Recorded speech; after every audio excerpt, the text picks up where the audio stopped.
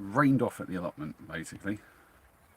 So what's up, all messages? With little ganders outside. I don't know if you'll make out the rain, but it's absolutely coming down out there. I mean, it's not the heaviest rain ever, but it's heavy enough. Yeah, you can see it dripping off the solar panel there. There's the bottom of the solar panel. Yeah, it's a wet one. We got some work done. Been working just down over here where my tomato. You sort of see the wooden little thing here. That's my tomato frame, so I can put string across from one side here to the other, and keep my tomatoes from falling over. There we go. That's all we got done today. Was just a little bit of that. Hey, Ellie, good to see you. Yes, back at the shed. I'm hanging out at my current favourite spot because it's the only spot that's mine. So yeah, I mean, I don't own anything. But yeah.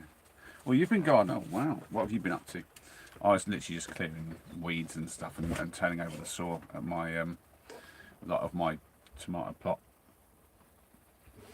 Hi, Sienna. How are you doing, beautiful?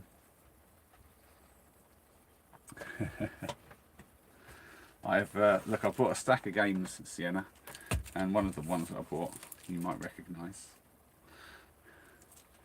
Bang, out of order. Something I've said many a time. Hi, Sue. I'm great this Sunday. How about you? I've had a pretty chill day, to be honest, and it's been nice getting out into my own space again. I do love being down here. It's a bit of graft, to be fair. Yeah, it's a bit of graft, but I don't mind that. How about you, Sue? How's your Sunday been? And he's saying I planted the lemon seeds. If they all take, if they all take, then one needs planting once it finishes germination. I should have 6 lemon trees. I've been really planting flowers. Cool. What kind of flowers have you been planting?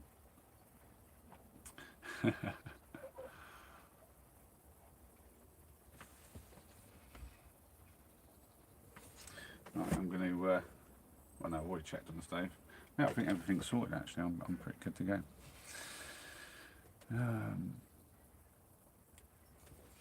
So let's see. I asked Sue what she's been up to, haven't I? Yes, I know what Sienna's been up to, and now we know what Ellie's been up to. There we go.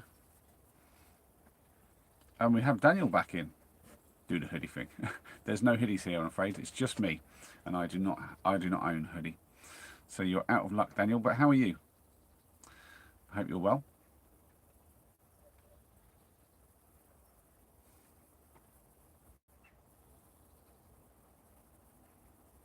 Oh yeah, it's Mother's Day, isn't it? I forgot all about that again. Yeah.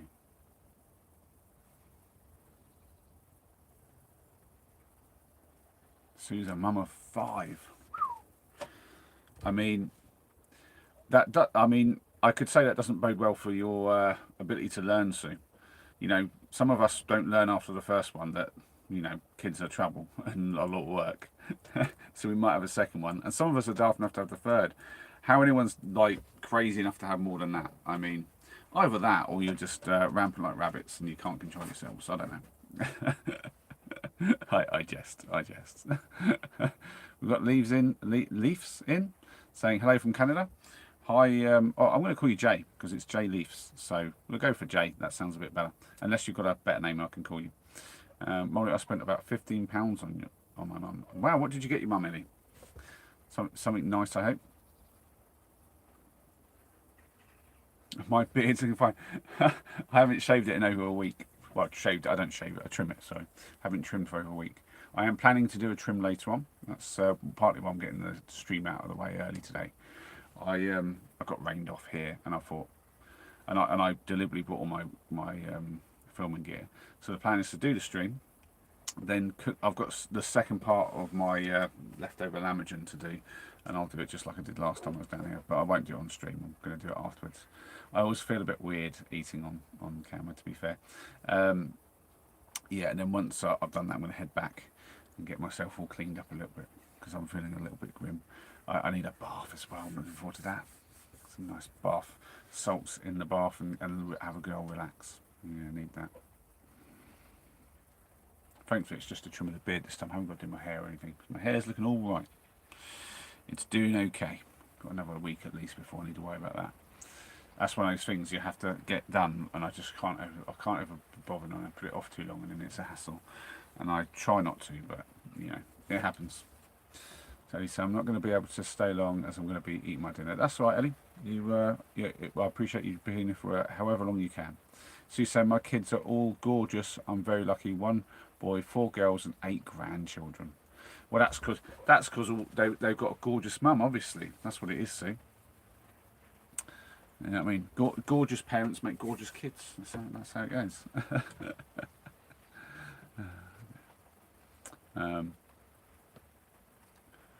Your brother's at his girlfriend's again. Ooh. How old is your brother? Is he an older brother or a younger brother? I'm assuming he's an older brother.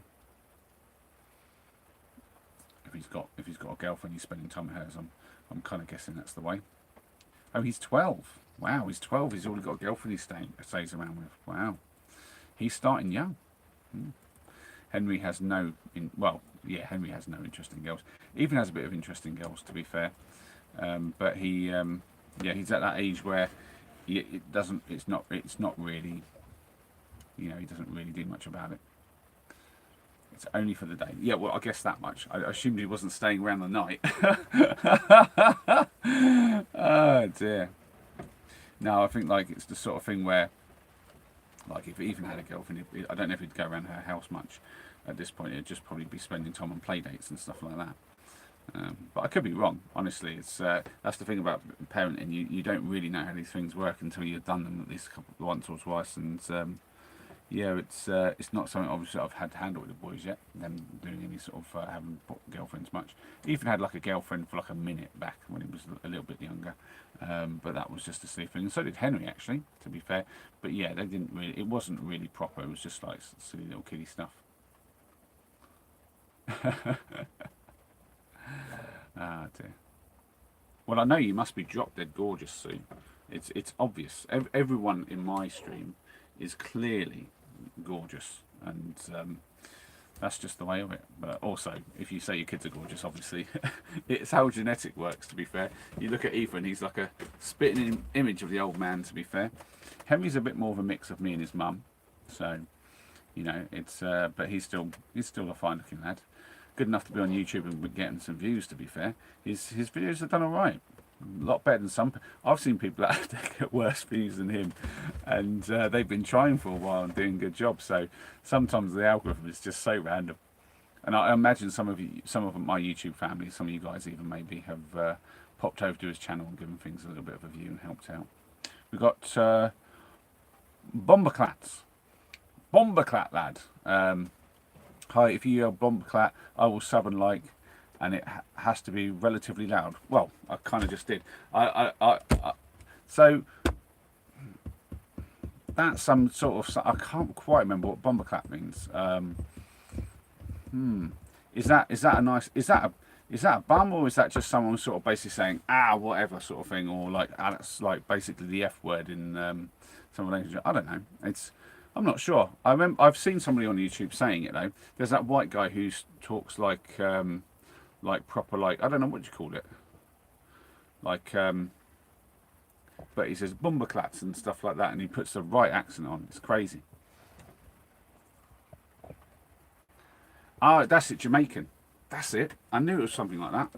Yeah, some sort of Jamaican stuff. Yeah.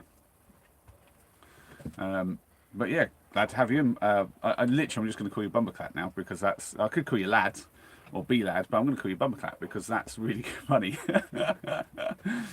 That's it. That's what it means. Holy shot. There you go. We'll say that much. Oh dear. Ellie saying, I love his YouTube. I hope he and Henry, when we are older, can go out fishing for fun. I'm sure they would, Ellie. I'm sure they'd love to meet up with you and do a little bit of fishing. I think this is the thing, as I've said, you know, in the future we're going to do a lot of meetups, and when you're old enough, when you're like 18, I mean, to be fair, if your parents are up for it, like I say, you know, bit of a family get-together sort of style thing, I'd be up for doing that. But it's you know, it's a bit away in the future, that sort of thing. Well, at some time, hey, Bumbleclat has actually some. Oh, you're asking who Henry is? That's my son. Henry is my eldest. He has his own little YouTube channel. You can find him in my subscriber list. Like my it's not my subscriber, the list of channels I subscribe to. I mean, because obviously mine's public, and I think you guys can see that. I'm sure you can have a look and see what my list looks like. And it's a bit eclectic, to be fair. Da, da, da, da. Gracie saying them. Hi Gracie. How you doing? I hope you finished stuffing your face like a pig, Gracie.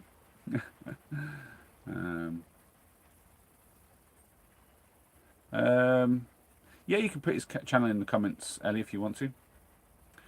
Well, I'm not really in the city, to be fair, Bumbleclat. I'm a van lifer, so I move around a bit.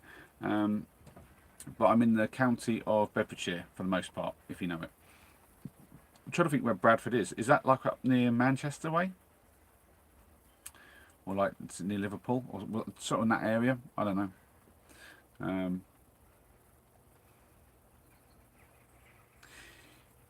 Senna says a meet up sounds fab.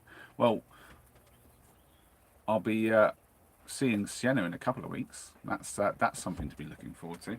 She'll be coming down to join me for a little bit of fun times. So I haven't yet worked out when to meet up with Sparker. I'm starting to think that maybe I won't wait for a camping trip with Sparker. I'd like to maybe head up to where he lives. I think he's near the Peak District somewhere. And I'm thinking about maybe making the trip up just to do a little bit of hiking and you know, spend a bit of time with him, see what like, just, you know, spend a bit of time with him, having a little chin wag and sort of getting to know him a bit better. We've done a little bit of conversating on email. He's better on email than he is WhatsApp, which is weird for me because I usually just do everything on WhatsApp. But yeah, I kind of want an excuse to get up to the Peak District and do some walking as well. So that'd be quite a nice thing to do. Bradford near Leeds. Oh, near Leeds. Okay, yep, I got you. It's dangerous, my brother. It's dangerous. My brother is in a gang. Oh wow, really? You have like gangs and stuff up there? I thought that was like a bit of more of an American thing. What do they do in this gang then? I'm very curious. What sort of stuff does? And is it like a Bradford gang then type thing? That's right. Henry's life gone fishing. That's what he calls it. I said to him, that's quite a mouthful. But he wanted to put a proper channel name because some of his friends at school, because obviously making friends at his new school, they were asking him what's his channel name, and having his channel name as just his name was a bit like tricky because he's got a fairly common name, so they couldn't find him, and it's all like this his name with the little letters behind. So he basically called it his channel Henry's Life Gone Fishing, which to be honest isn't the worst channel name I've heard out there, but I was like, you might want to give that a think and come up with something a bit more cool. But he'll do his own thing. Try and steal stuff. What's IG? I don't get involved in it. I'm not like that. That is very, very sensible of you, Bumbleclat. Right, I'm going to just close this window up. Before I do, I'll give you another look outside. It is absolutely pouring now. That is really coming down. I don't know if you can really make it out, but yeah, you can. You can see a lot of that rain, I think. It's absolutely coming down now. Ooh. Yeah, but I'm here in my shed, all cozy, and enjoying myself. But it's time to close it up because I'm actually not getting as cozy as I was. I've been airing it out a little bit, but it's time to close up the window and enjoy the heat from the stove. As you can see behind me, the stove fan is spinning because the stove is on. We've got a Melissa from New Zealand. Hi, Melissa. I do know that's a lovely name, Melissa is. How are you doing? I hope you're well. Ellie's off. See you, Ellie. Enjoy your meal. Oh, roast chicken. Wait, I assume that's what she said. Yeah, I'm going to head up to get my dinner. Yeah. IG means I guess. Oh, I guess. Okay. Thank you, Bumperclap. That is very helpful. Sometimes I don't know what the acronyms are, but that's really helpful. Here's been raining on off also, says Sienna. I'll just get the waterproof on if it's raining later. I need to get steps in. Oh, yes, you do. Yeah. Bumperclap saying it's like the most dangerous city in West Yorkshire. It's crazy in here. I want to move as soon as I can. Can I ask how old you are, Bumperclap? Like, are you? I have no idea. So I'm assuming if your brother's in a gang that you guys aren't exactly super old. Ness is saying I'm doing okay. How about you? Wellington Hope. What's Wellington Hope? Yeah, no, I'm all good. I'm just enjoying a bit of time down at my allotment today. Obviously you're new to the channel, so you don't know me, but I'm a van lifer and I do like random stuff. But at the moment, my van is being detained by the insurance people. Is the best way I can say it. While I'm holed up at a bed and breakfast, and life is on hold a little bit. But I've taken the time to get down to my allotment and get it prepared for spring, because here it's spring. I know it's obviously not in New Zealand, but yeah, it's life is weird at the moment. But today has been a good day. And Kit's in. Hi, Kit. Good to see you, my friend. How are you doing today? 16. Okay, yeah. I guess you've got a couple of years to wait, Bumperclap, before you can move out. What's your plans? You're gonna I'm guessing probably grab a job somewhere, or just gonna like move away like well far, because you could do like other end of the country and then just grab a new job down wherever you land. Oh no, bummer, says Melissa. Yeah, it was a bit. Me and my youngest son were in the van at the time when someone basically KO'd it. It was not a fun day, but we persist and we carry on, and we make the best of our situation. Kit saying, I'm very well, thank you. Sienna. Oh, you were answering Sienna. She must have got in before me. Oh, no, and then you answering me as well. Thank you, Kit. Glad to hear you're doing well, though. Do you want to tell me about your Sunday? What have you been up to, my friend? Oh, no, what's up with Gracie? Amani? Omana? Is that a thing? You've retracted your statement? I have no idea what you said. Never mind. Oh, they've left you on your own. I thought you'd enjoy that, Gracie. That's true. See, I do have a video of the accident on my channel. I sometimes refer to. Bumclat says go to uni. Oh, nice. Have you? I guess 16. You haven't really applied to unis yet. Then that normally happens. I think is it when you're about 17. So yeah, I went to Sussex University myself, and the social life down on that end of things is quite good. You know, and I don't regret going there at all. That's where I met Noah. First sort of proper day, first day in the school, because they organised a kind of get together at the School of Mathematics on campus, in the cafeteria bit. Yeah, met Noah there, and yeah, we're like brothers now. So I definitely would go again to that one just for that, nothing else. Oh dear. But yeah, university is a good place to make friends, because the thing about university is everyone there is the kind of person who's got through education and hasn't messed around so much that they couldn't get into university. So all the kind of idiots from earlier parts of school, where they all just sort of like they had to be there, they didn't want to be there, and they were just fooling around and causing trouble. Those people weren't really at university. You kind of like left them all behind, and it's just all the more sensible people who actually want to be there and be nice to each other. So yeah, university was a good times, to be fair. Full of much nice, well, just all the nice people, and we kind of got rid of the people who cause aggro. Oh, Bumpercat said my brother got whooped. My parents found his weed. Is your brother older or younger than you? I hope if he's got weed, he's older than you. Yeah, abandonment, says Sienna. Yes, it is a bit. I'm assuming they told you they were going, Gracie, did they not? I'll get another hi from Melissa. Hi, Melissa. Oh dear. So what have you been doing with your day, Melissa? Have I asked that yet? I don't think I have, but yeah.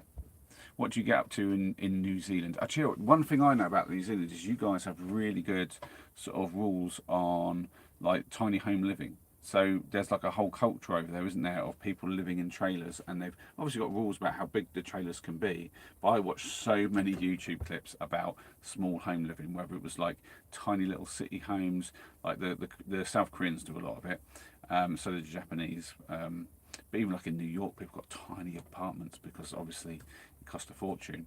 But loads of what I watched was actually people in New Zealand doing their trailers and doing different things. So yeah, and New Zealand's a lovely place. I remember Noah said he would like to have like moved there many years ago. That was sort of like something he wanted to do, but he never got to do it though. Bob McClat's saying he's nearly 18. Oh dear, he's in some trouble then if the parents have found his stash. Oh dear, he might be moving out quicker than he was expecting. Oh.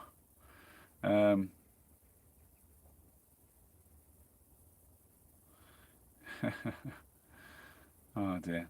That's probably true, Senna. They probably left while she was sleeping, but at the same time, leave a note. Oh dear.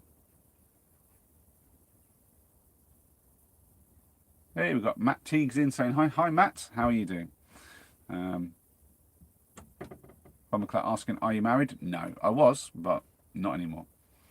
That's that has been and gone.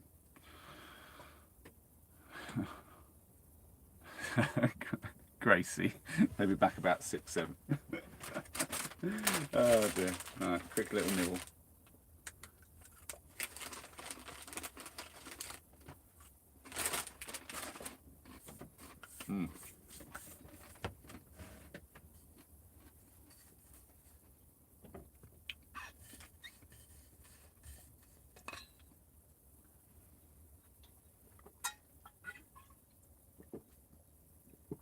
Sienna with the not yet, but McClat working on it.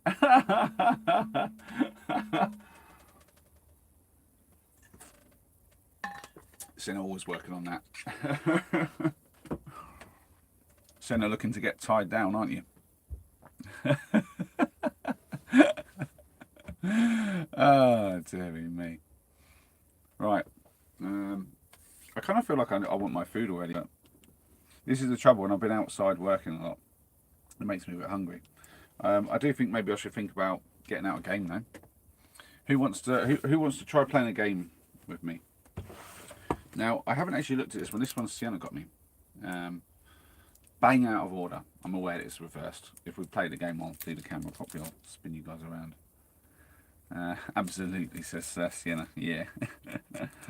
Oh dear. What inspires you to live in a van? Asked Bomberclat. Just wondering.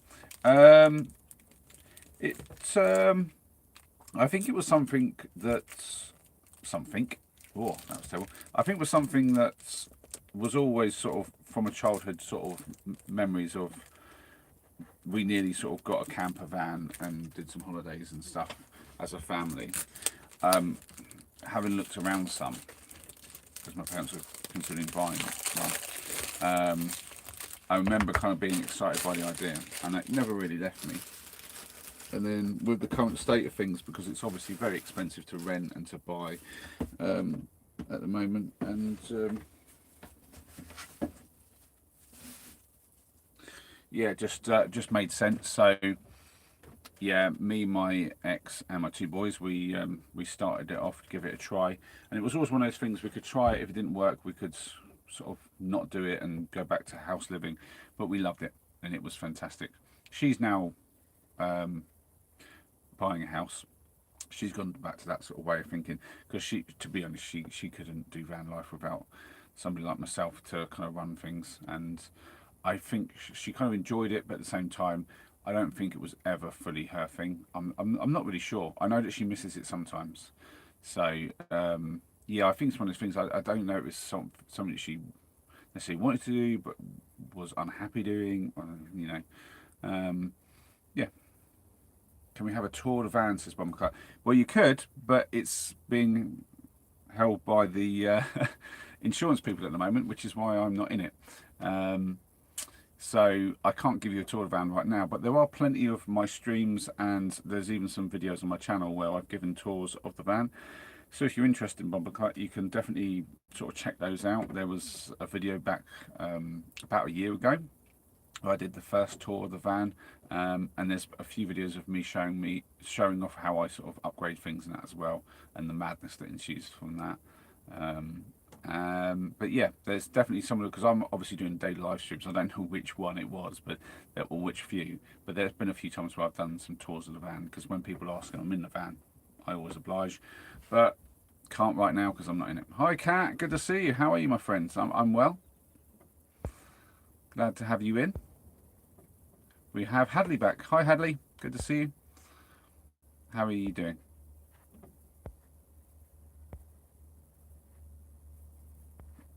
Oh, we've got Blue Fort saying, they say that kissing is the language of love. Would you mind starting a conversation with me? Oh, that is smooth. That is smooth. So what you're wanting is a big smacker, are you? Maybe, maybe. I mean, you've got to start with a sub at least if you want my lips on you. That's the thing. Oh dear. Ellie, you got modded for them 6.7s. Yeah, very early today, Kat. Just getting it done because why not? It's a Sunday. As I've told everyone already, I'm at the allotment and we got rained off. I think it's actually stopped raining. I'm not sure. I've got the window closed, so I can't really hear it. But I think the rain's finally stopped. It was going to be on and off, but it was more on than off for quite a while there. Bumblecat said, well, I'm going to go by me and my friends are going to go to the premiere. Nice. Well, take care, Bumblecat. Thanks for popping in and for the sub. And hope to see you soon sometime. Pop in, say hello. Enjoy your time at the premiere. Wait, hold on. When you say go to the premiere, do you mean go to a premiere as in like a shop, or do you mean like a premiere as in like there's something else going on? I don't know. Yes, of course I remember you, Hadley. Lovely to have you in. How you doing, my friend? Yeah, I tell you what, that is looking like a hot one on Wednesday, isn't it, Kat? I spotted that.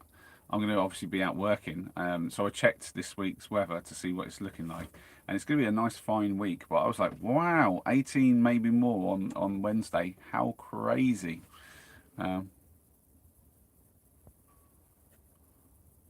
Oh, Sienna giving all the proper information out. Thank you, Sienna. You're always such a help. Ellie saying, let's dance in the rain. Yeah. I'd rather dance in the moonlight, to be fair. Woohoo! No, joking. Oh, dear. I'm not much of a dancer, to be fair. I can probably pull a few moves if I have to, but that's not something that I've always been into.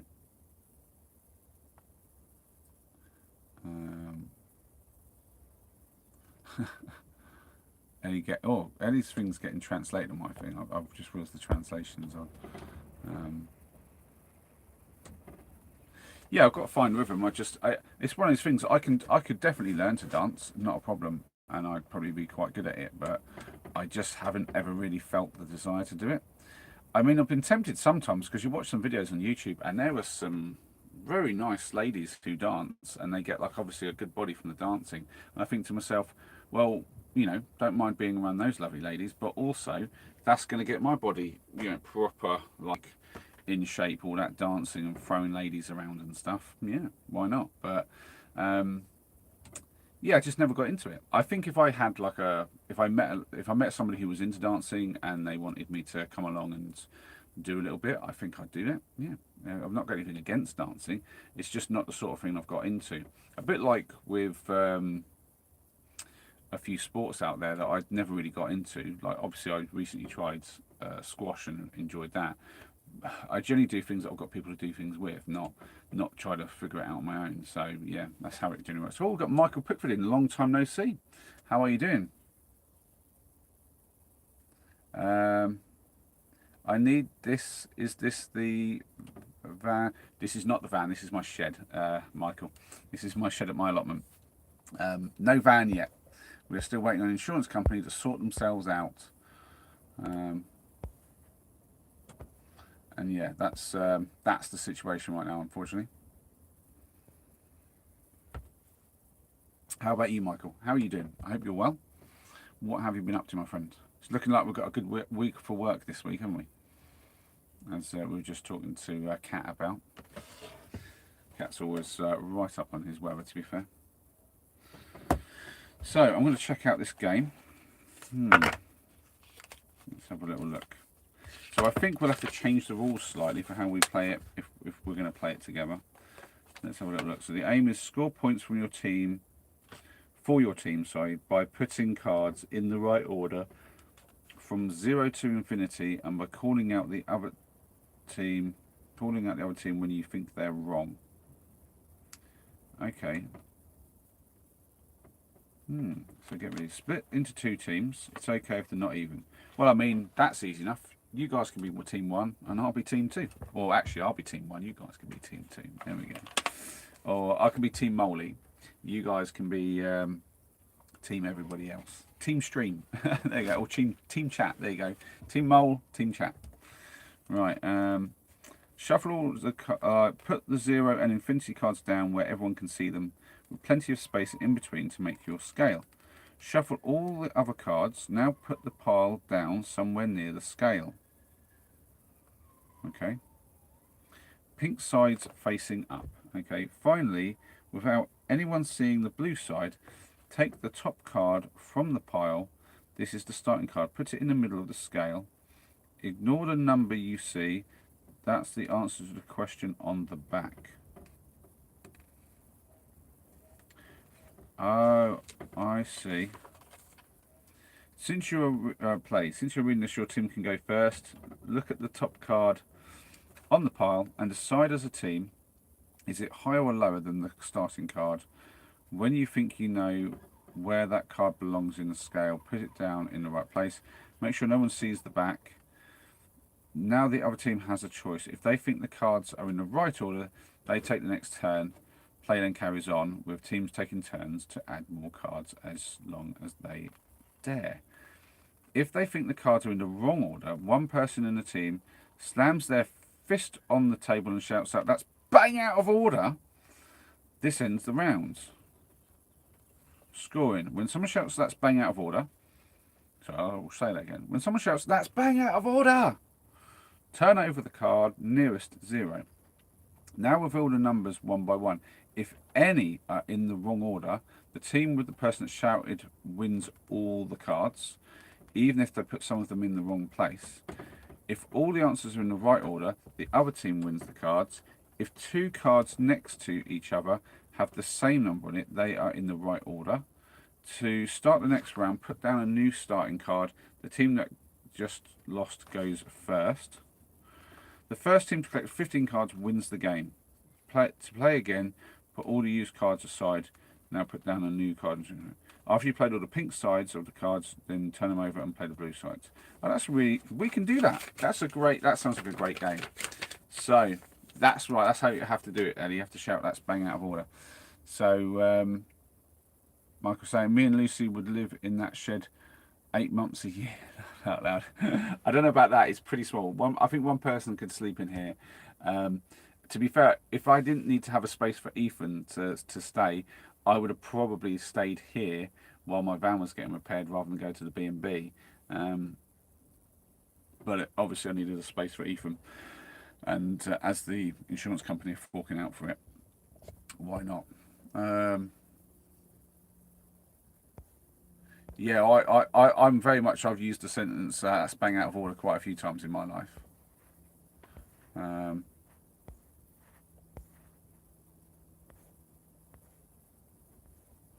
Michael saying, struggling windy. I mean, it's not that windy at the moment. I don't think it would stop me from cleaning, if that's what we're talking about back there. I'm just sort of popping back up the chat. We've got someone called Disney Missile in. What? Weird. Yeah, the phone is actually on charge, Ellie, don't you worry.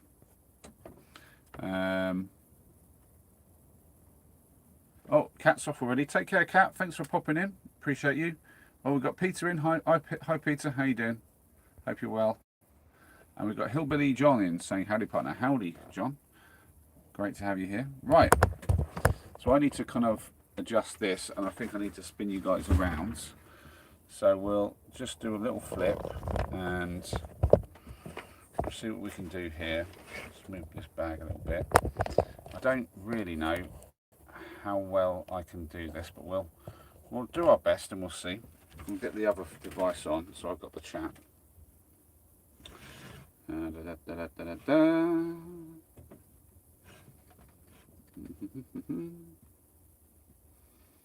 All messages. There we go. So, put that over there. The other game is over here. Let's see. I might pinch zoom out a little bit. Let's see where that left us. Not too bad.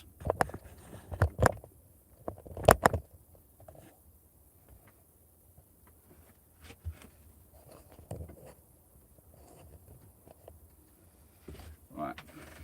I feel like that's probably good enough. Let's see. Oh, Grace is back off the bed. Right. That's actually looking pretty good. I think too far that way now. Let's see. Not too bad. Right. Peter's saying, talk to you another time. I need to sleep. Alarm at 3 AM. Woo! Take care, Peter. Thanks for popping in. I hope you have a nice day tomorrow, even though it sounds like you're going to be working pretty hard. Well, they've done it in 2 packs. I don't know, maybe I keep 1 pack in its place, in its wrapper. We'll see.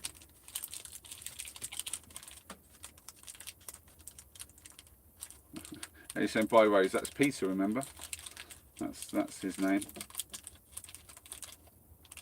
Right. Do we still have Sienna with us? Or have we lost the lovely Sienna?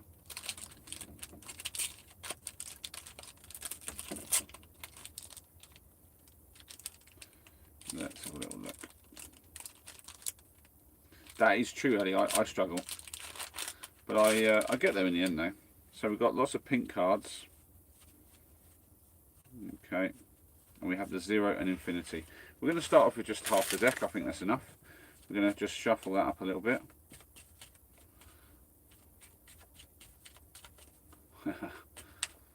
Well, darling, thank you for being here.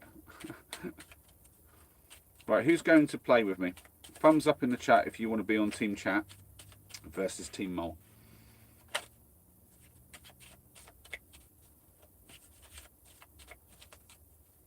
No, that's not how it works at all, Sienna. I will take us through it bit by bit. I've read the rules, I understand the game, and we can indeed play it together. To be fair, some of you could be on my team if we have enough players. I don't know. Ellie's already in. Top one, Ellie. I knew Ellie wouldn't let me down.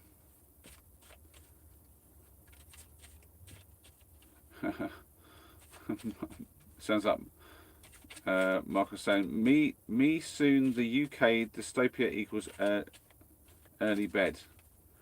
Fair enough. Sounds like you're going to bed early. Senna's in. That's true, Ellie. You would never let me down, would you? You're so amazing. Right. So we have 0 and infinity. I'll do it up your way so you can see it. I think doing it like that could work quite well. I don't know how much space we need in between them, to be fair. I'm tempted to do it that way. Just actually, do you know what? I could can I do it this way? That might work. Chat might be in the way for some of you. I'm not sure. Tell me what you think. Would you prefer to have it up here so you can see it better? I don't really know.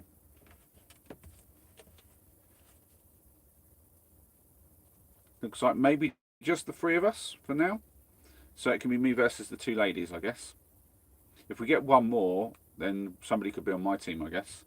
That's the beauty of this game, I think. So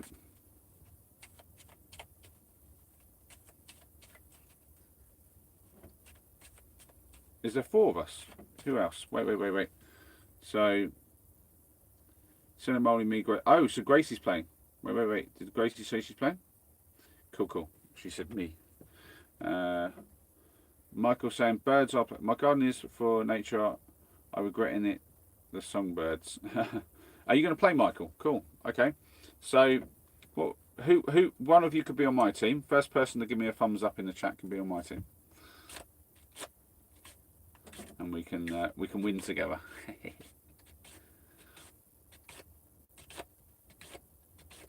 Oi, Eddie's in with the thumbs up first. Right, so me and Ellie versus Gracie, Michael, and Sienna. There we go. I don't think everyone else is losers, but there we go. Right, so it's it works pretty straightforward. So we put a card down, and the card says hairs in an average eyebrow. Okay, so we don't know what the answer is, but there obviously is an answer. It's a number. It'll be mine and Eddie's turn first. So what we do is we take a new card and we have to decide if we think that it's more or less than that, and then we're just trying to keep things in order, basically. So me and Ellie need to decide whether we think types of rice, whether there are more types of rice than there are the hairs in an average eyebrow. Cool. So, I mean, I'll talk this through. We can obviously talk this through a little bit together if we want, Ellie. So, I would say that there's got to be somewhere about, I'd say it's got to be around about 100 different hairs in an eyebrow, give or take. I don't know how many types of rice there are. I mean, there's a few different length grains. I mean, by types, are they just sort of talking the difference between like pudding rice, basmati, long grain, short grain, that kind of thing? Or are they talking like, I mean, that's quite tough. You think 170? I think that's fair. I think it could be that many. So what do you think? I'm leaning towards there being less types of rice than there are average hairs in an average eyebrow. So do you agree, Ellie?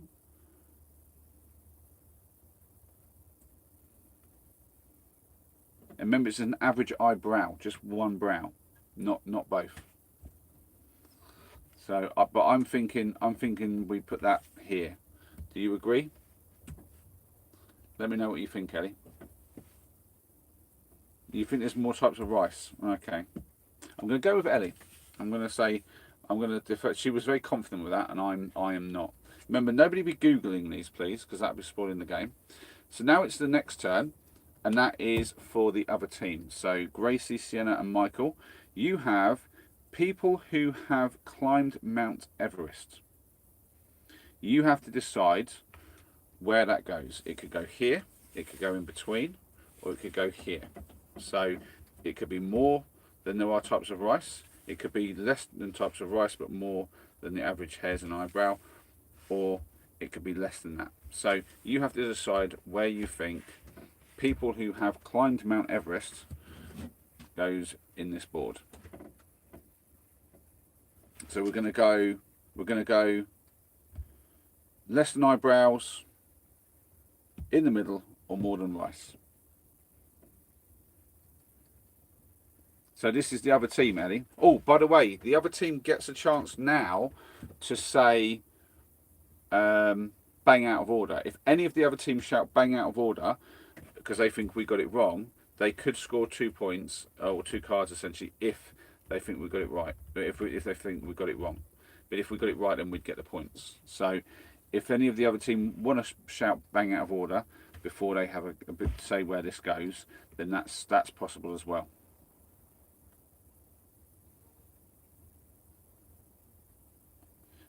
People who have climbed Mount Everest, I think that has to be to the peak. I think we're assuming to the peak. Obviously, I only have the information you have. I would assume that you only count it if you're successful.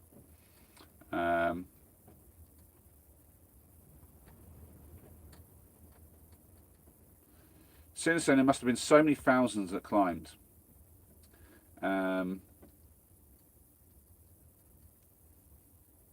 Michael Pickford saying to peak. Yeah, I mean, I don't know if we're saying to the actual summit or not. I only have what information you have. I'm assuming it's to some sort of decent level, probably the peak, to be fair. I hope you're not Googling anything, guys, though. Remember, we shouldn't be Googling any of these numbers. You'd just be spoiling the game. So Michael said he thinks about 117 people have climbed Mount Everest. I'll Google that later. If he's bang on, I'll know that he's been a bit of a cheat, because I don't know how anyone would know that number. And obviously it's changing day to day as people climb it. So yeah, I'm with you, Steno. I think it's more than 117 people. There's enough people going up and down Everest these days that they have a problem with like disposal of bodies and rubbish up there. So yeah, problems. Zero in with the Tony. Hi Zero, good to see you. Hope you're well. This is early for me, you're right, yes. So where are we thinking, guys? You've got to make a decision. No, you cannot Google it, Ellie, because then it's our trick. Nobody playing this game should be Googling anything, and nobody who isn't playing should be like helping out in the chat. If you want to join the game, if you've joined the chat and you want to join the game, just ask to join the game and you can join a team. But yeah, nobody should be Googling anything. Nobody should be searching anything or asking AI. We've got to do it ourselves, and I'm going to trust everyone to be fair with it. So you've got to decide: less than the eyebrows, in the middle, or more than rice. Come on, make a choice. Let's get you free. So just tell me whether it's below eyebrows, middle, or above rice. So Cinder's saying above rice. Grace is saying above rice. I don't know what Michael's saying, but that's a two to at least two of you out of three. So we'll do above rice. Now Ellie, I think they've got that right, so I'm not going to shout anything out, because obviously we would now have the chance to shout bang out of order if we thought they were wrong. To be fair, we could do that if we thought we were wrong, because if there's any of this out of order at any point, and somebody shouts bang out of order, that team gets the points if they're not 100% perfect. If they're right, though, the other team gets it. Michael's saying, I did Ben something Everest, but most went to the camp. I was 9 then. Wow, cool. Right, so the next one for me and Ellie is most consecutive backflips performed on a pogo stick. So most consecutive backflips performed on a pogo stick. Wow. That's difficult.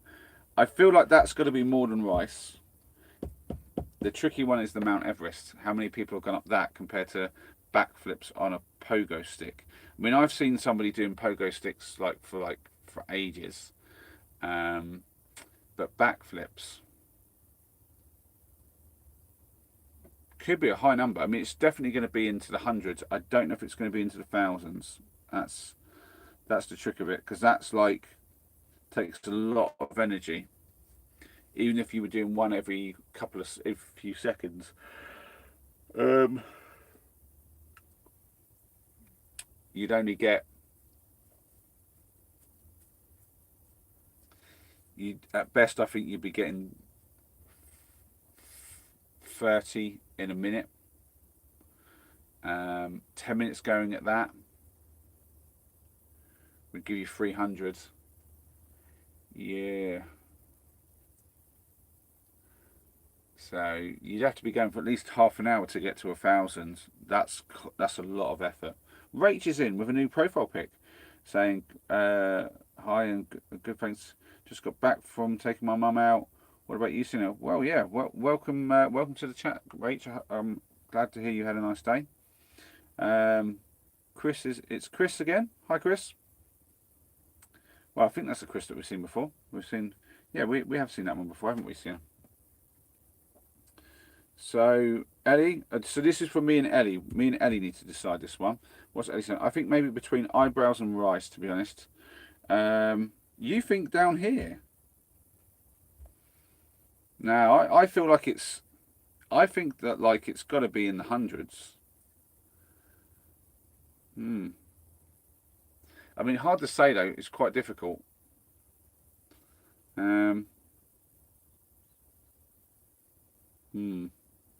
So if I'm thinking it's somewhere either side of this, and you think it's here, should we go for this bit? What do you think, Ellie? Should we go here? And go, because I think it's more than grains of types of rice. Can we go there? How about that, Ellie?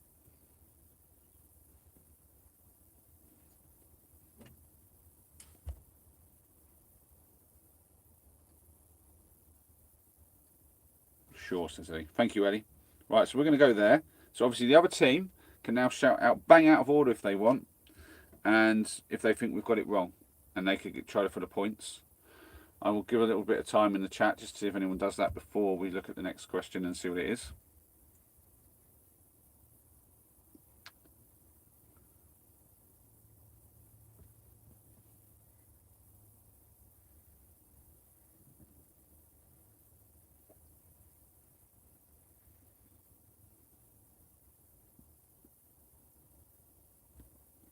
So nobody's shouting it out. So did we? Yeah. We put the flips here between types of rice and people who have climbed Mount Everest. So we think that somebody's done more backflips on a pogo stick than types of rice. So far the order is hairs in an average eyebrow, types of rice, most consecutive backflips performed on a pogo stick, and then people who have climbed Mount Everest. That's the order. Well, if so, shout out bang out of order, and then you can see, Sienna, and then you might get the points. How sure are you? You have to type it in the chat if you want to get the points. I want to see a bang out of order, otherwise I'm... So remember, Sienna, this is basically like we take turns, so each team takes a turn, and the other team gets a chance to shout bang out of order and collect the points. If you're wrong and it is the right order, me and Ellie get the points.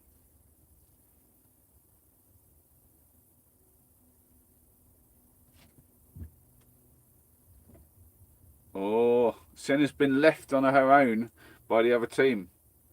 The rest of her team have been silent now for quite a while. What's Michael going to say?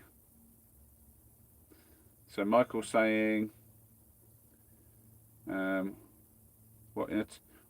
about a time limit. We can't put time limits on things. If you're suggesting that for this, we disconnected them here. Okay. So Sienna's suggesting that you guys call bang out of order because we've put most consecutive backflips performed on a pogo stick above types of rice, and I think she's thinking it should be the other side. But Sienna's not. I mean, you don't have to get team consultation, Sienna. The whole point of this game is anyone in the team can shout it out, and then it's done.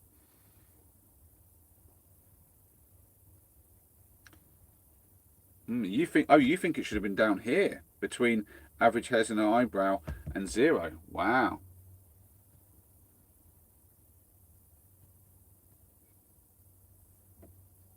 Oh, I think Sienna's going to call it, Em. Right, Sienna's called it. Let's see them. We're going to check the order and see where we got. So we can see the hairs in the average eyebrow is 250. A bit low on that, to be fair. I thought it was going to be lower than that, but Ellie was closer than me. So types of rice. There were 40,000 types of rice. Oh dear. I've got a feeling that Sienna's going to have won her team the points here. Most consecutive backflips performed on a pogo stick is 22. That should have been over here. Sienna was absolutely right. And then people who have climbed Mount Everest. It's only 6,664. Would put it here. So the actual order was that. Most consecutive backflips performed on a pogo stick. then hairs and average eyebrow, then people who have climbed up Mount Everest, and then types of rice. The types of rice was tricky then. So me and Eddie had the chance. We could have called bang out of order on the previous go, and we would have been right, and we would have got scored 3 points. I didn't know there was going to be 40,000 types of rice though, and we were well out of order on that one. We were bang out of order on that. But yeah, all right, moan at me, Eddie. That's it. All right, so 4 points goes to the other team. It's first to 15, so we have another shot. Losers go first, so that'll be me and Ellie, unfortunately. I'm just going to open up the door a little bit to get some fresh air. So we start now with minimum age to be a US president, okay? And our one that we have to decide whether it's higher or lower than that is people who have ever lived on Earth. I think this one's an easy one. I feel like people who have lived on who have ever lived on Earth is above the minimum age to be a US president. I feel like you're going to agree with this one, Ellie. But I think that's where we put this one. Yeah. So I'm assuming no one's calling bang out order on that one. That's like a really obvious one. So Sienna's team chat, you now have different types of Kit Kat sold in Japan. Different types of Kit Kat sold in Japan. Let me. I should show these to the thing, but oh no, I can't do that because I might see the thing. I'm going to keep them down. I don't want to accidentally see a number.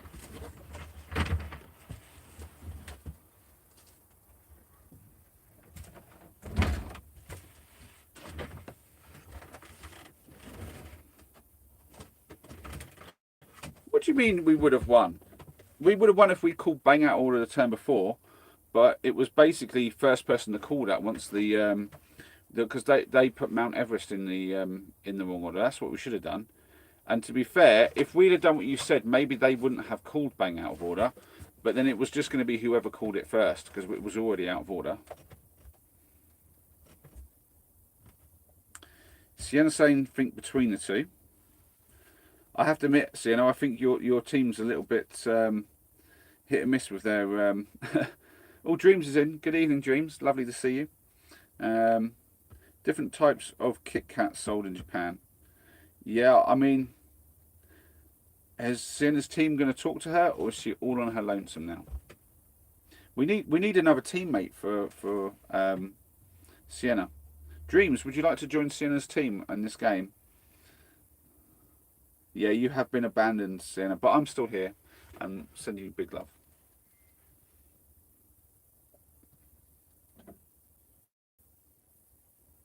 Well, as you're on your own and you think in the middle, shall I just pop it there? I've got a feeling that you're probably right there. Dream says, of course. So the game's pretty simple, Dreams. You'll be on Sienna's team. Ellie is on my team. So it's me and Ellie versus you and Sienna. And we take turns as a team we get a new card. So mine and Ellie's next one is zebra crossings in London. So obviously there's a number of zebra crossings in London. We don't know how many, but we have to decide where to put it between 0 and infinity, according to the ones that are already down. So we've got the minimum age to be a US president. We have different types of Kit Kats sold in Japan. And we have people who have ever lived on Earth. Okay, so mine and Ellie's job is now to try to decide where to put that in this order. If when we've done that, you or Sienna think that that there's anything here at all that's not in the right place, you just write in the chat, bang out of order. And then we look to see what the numbers are and if they're in the right order. Whoever shouted out bang out of order, their team gets the points if there is anything out of order. If everything is in order, then the other team get the points, and that's based, and you get as many points as is down here, essentially, in terms of cards. So it's essentially a case of you take turns, like being able to call bang out of order on the other team as they decide which order to put things in. It's really, really straightforward. So Eddie's saying, I think between Kit Kats and Earth. So you're thinking here, zebra crossings in London. Yeah, I'm just trying to think. There must be a lot of zebra crossings. It's going to be less than people who lived on Earth. I think you're right. I think that's pretty straightforward. I'm gonna agree with you, Ellie. We're going to give them a chance to shout bang out of order. Um, but if they don't do that, then we'll get the next one down. Yeah, first to 15 wins as well. And you guys already have 4 points. I'm glad to hear you've had a nice day, Dreams. Right, okay, so next one up is for Sienna and Dreams. Length of the Amazon River in kilometres. Length of the Amazon River in kilometres. So how many kilometres do you think that is in terms of length? And I've got a feeling you're going to say it's more than the minimum age to be a US president. Honestly, I have no idea how many types of Kit Kat there are sold in Japan. I'm guessing there's a lot, but there could be not many. I honestly don't know. I mean, Japan like to have a lot of variation, don't they? But I just don't know how many they could actually do. Then we've got zebra crossings in London, and then people who have ever lived on Earth. I've got a feeling that's like really up there. So I'm feeling like you guys are deciding somewhere between these three spots. Spot 1, spot 2, spot 3. Well, I've got to talk about something, Ellie, and I'm not really helping them. I don't think anyone's thinking that the Amazon length in kilometres is less than the minimum age to be a US president. Because the Amazon's a very long river. I don't know if it's the longest or the second longest river in the world, but it's a long river. I'm pretty sure it's longer than the minimum age in years of the minimum age for a US president. I don't know what their minimum age is, but even if it was 100, which it's obviously not, it's got to be something like 50 or something. I mean, that's not a very big number. But I'm assuming it's probably a lot lower. It could be like in the 20s. I don't know. Honestly, I have no idea. But it's not a big number.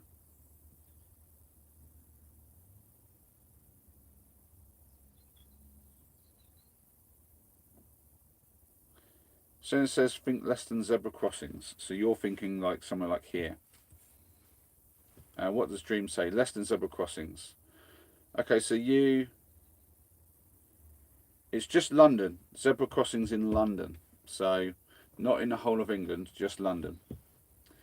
I'm not exactly sure whether they mean Greater London or Central London, but I'm assuming Greater London. So because that's part of London.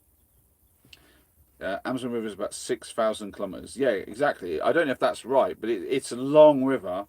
Remember, Dreams, don't Google anything, please. We don't want to spoil the game. And I'm assuming you wouldn't do that. Yeah, I mean, I think it's a pretty no-brainer between some of these because the people who've lived on Earth is going to be obviously, you know, that's in the billions. That's a pretty obvious one. So I feel, but obviously I don't know what this one is. And I mean, it could all we'll see. Now, what I'll say, Ellie, is there could already be a problem here. Different types of Kit Kats sold in Japan could be like there could be a dozen of those. There could be 50.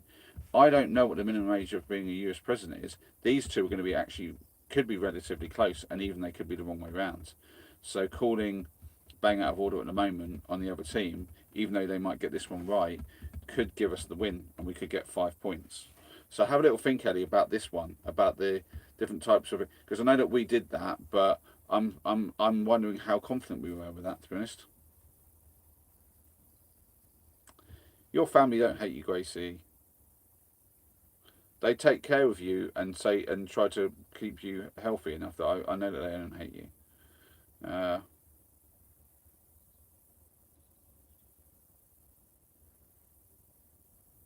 um, Dreams, I think the river is higher in kilometres the number of crossings. So you're thinking here. Okay. So you've changed your mind a little bit. Oh, did we get an agreement from Dreams? That's the question. Ellie's saying, Molly, I know what I want to do. What do you want to do, Ellie? You think you're going to call it, or do you think you're going to have us have another go? Oh, has Dreams disappeared already? Dreams, where are you? Your teammate needs you. Dream saying more than the minimum age required to be probably. So what you're thinking now here. So I think. So which one are you thinking? Because what you guys are discussing right now, Dreams, is the length of the Amazon River in kilometres. You've got to decide where it is, and I think it's obviously more than that and less than that.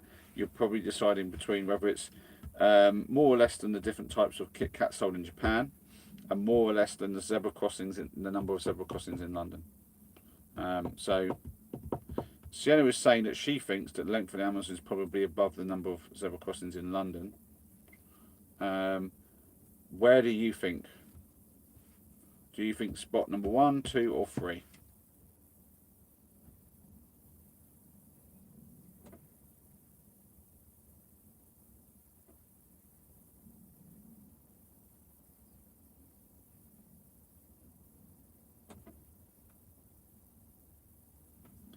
Gracie has come back, but she's obviously entirely forgotten about the game.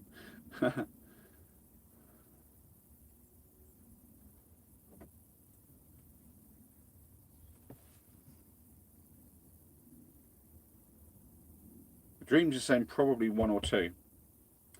Oh, so we have a little bit of disagreement in Team Sienna. So Sienna's saying she thinks here.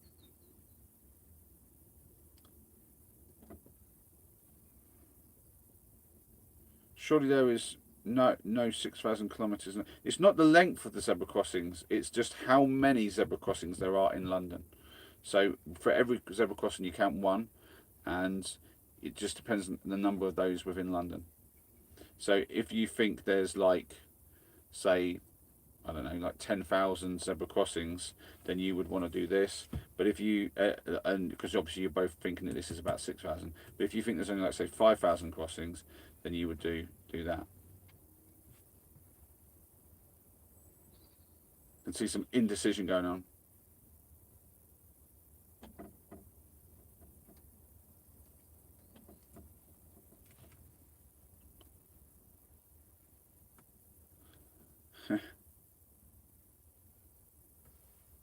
Wait.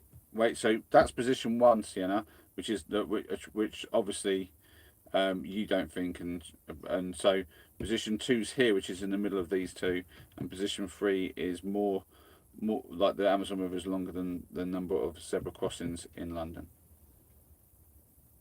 So remember, this is the number of zebra crossings. This is the length in kilometres of the Amazon River. I feel like this is probably the contentious point.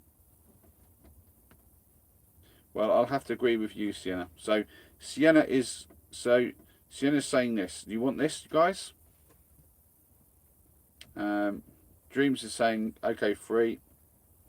So we're putting it there. Ellie, I hope you don't mind, but I'm going to shout bang out of order. Because I think that these two are now wrong, and I also think these could be wrong.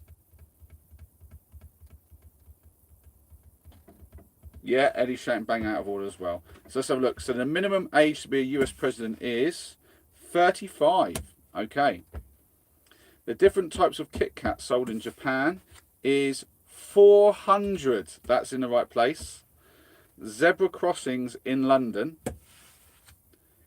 6,400. Oh, it's all to do with the length of the Amazon River, and it is quite long. It's very, very long. It's certainly in the thousands of kilometres. I don't know if it's 6,400, if it's more than 6,400, but that's what you're looking for. It all comes down to this: is this more or less than 6,400 kilometres? Oh, it's 6,400 kilometres. They're the same, which by the rules means that they're in the correct order because they're next to each other. And then people who have lived on Earth. Oh no, that's a lot less. That's down here. I'm joking. I'm joking. It's 109 billion. So yeah, you guys have it right, and me and Ellie have called it wrong. And I can't get blamed this time, Ellie, because you were thinking it was wrong as well. But there you go. There's about the same number of zebra crossings in London as there are kilometres to the Amazon River. Okay. I will say though, I built a zebra crossing in London just like a couple of weeks ago, and this game was made before that. So I think actually, me and Ellie get the points. I'm joking. So that's another 5 points for the other team, Ellie. Ellie, we are getting trashed here. We're absolutely getting trashed. That was not luck. You were on it, Sienna. Honestly, you either way you put it, you had it right. So me and Ellie get a new one in the middle, saying time that Neil Armstrong spent on the moon in hours, and we have to decide if there were more or less breeds of dog. I think this one's got to be obvious. I'm saying it's more. I'm saying that there were more breeds of dogs than the amount of hours that Neil Armstrong spent on the moon. Yeah, we're in full agreement there. That feels like a fairly easy one. Lovely ladies, Dreams and Sienna, you have wild camels in Australia. Wild camels in Australia. Where do you think that belongs on this? Do you think that it's lower than the amount of hours spent on the moon by Neil Armstrong? Do you think it's between that and the number of and the breeds of dog, or do you think there were more wild camels in Australia than there are breeds of dog? Dam's saying, "I'll email you. Be right back." Phone call. Do you mean you emailed me, or you're going to email me? I'm assuming that's about chatting with Sienna as well. Dream says hide them both. Okay, so you both are in agreement, and you're thinking here. Am I putting it there? Are we getting a thumbs up?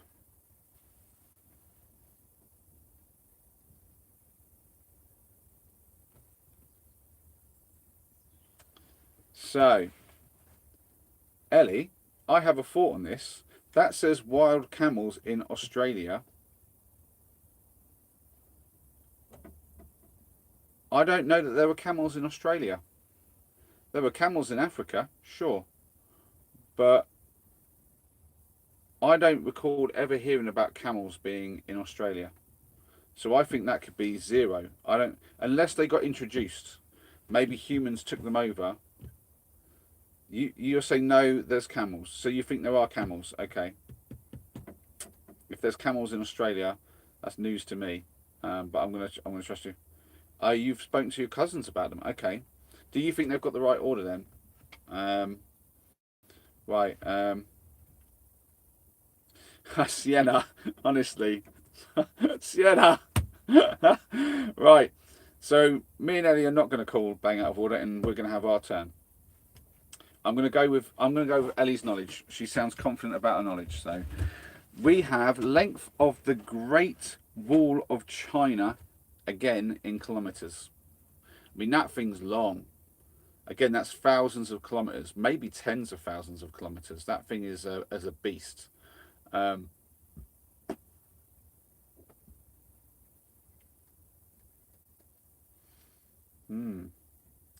you know more about the camels than I do. Are they prolific in there? I wouldn't have thought they were. I mean, I think the Great Wall of China's got to be in the tens of thousands of kilometers, but potentially even like 100 or more thousand kilometers. So, I do think that basically, I think that we're looking at it's either here or here. So I think we just decide between that and the wild camels in Australia. I don't think there's enough breed of dogs out there to rival the length in kilometres of the Great Wall of China. That's my personal thought. And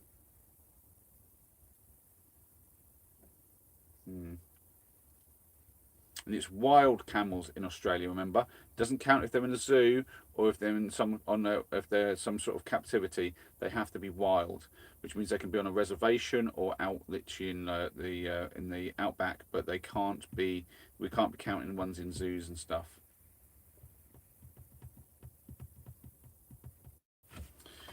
Dreams is saying something. Apparently, she drives a truck too. Yeah, yeah. We know about all these fibby fibs that Gracie does. Right. Right, you think between dogs and cats. So you're thinking here. Hmm.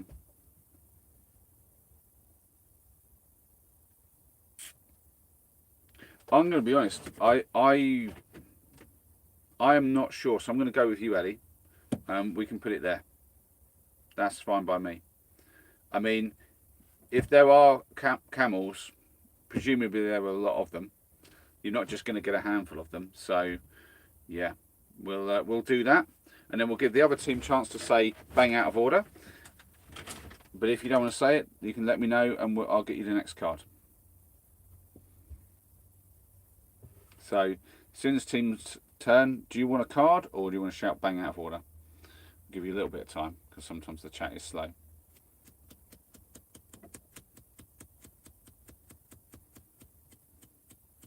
Okay, Senna's not calling it. What about Dreams? I think Dreams is. I think that's well. Okay, so you guys get a new card, and it's medical doctors in the world. Medical doctors, so MDs. So it doesn't count if you're a doctor of science or anything like that, or a doctor of physics or whatever you call it. It has to be medical doctor, and it's in the whole world. Where are we putting that? I mean, personally, I think it's pretty obvious it's going to be down here, isn't it? I'm joking. I don't know this one at all. I'm going to let you guys just work this one out without any help from me because I have no clue. I'm already lost on this board. I'm not particularly good at this game, I'm going to say. Can you read it all again? So we got Hours Spent on the Moon by Neil Armstrong, Breeds of Dog, Length of the Great Wall of China in kilometres, and Wild Camels in Australia. And you have medical doctors in the world.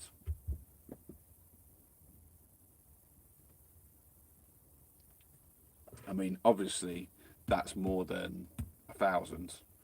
I don't know how big the number is.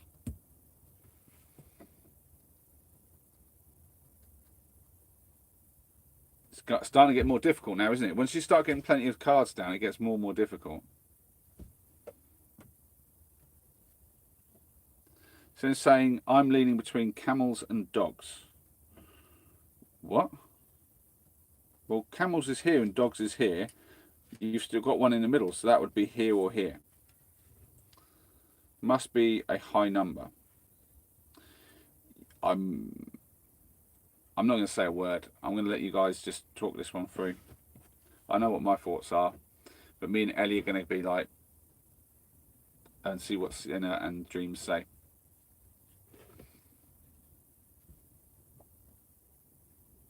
Rach, why are you helping the other team, Rach? That's rude. If you wanted to play, you should have said you want to play.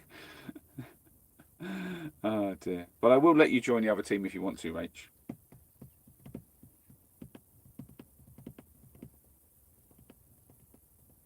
I'm realising that my camera's a little bit muggy. Just gonna...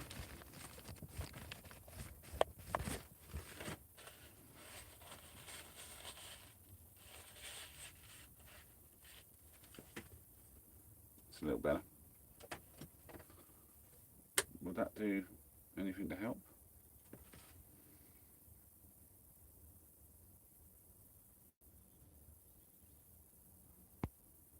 Yeah, we don't mind that. So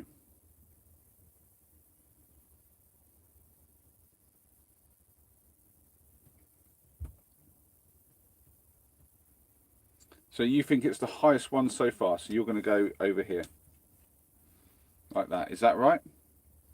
Give us thumbs up if I'm putting it in the right place for you. You were already playing Gracie and then you left us. You're too scatty with the games, Gracie. I think your limit is playing a bit of Connect 4 with me. Okay, I think that's good for them. Ellie, I'll give you a chance to call. You think that's bang out of order? Oh. Now I think they've got that one right because that'll be in the millions. I honestly think though that there's probably And I was thinking that, personally, I think that there's probably less camels than there are length in the Great Wall of China. But I also think there's a fair chance this is correct. You think that last one's well? No, there is millions of doctors in the world. There's got to be. I mean, there's a lot of them, that's for sure. So anyway, but that's, well, I say that, I could be wrong, it could be hundreds of thousands, but it's a big number. Let's have a little look then. We've got a bang out of order. We'll see. So, hours spent on the moon by Neil Armstrong, 21 and a half. A very low number. Breeds of dog, 400. Fair enough. Fair enough. No surprises there.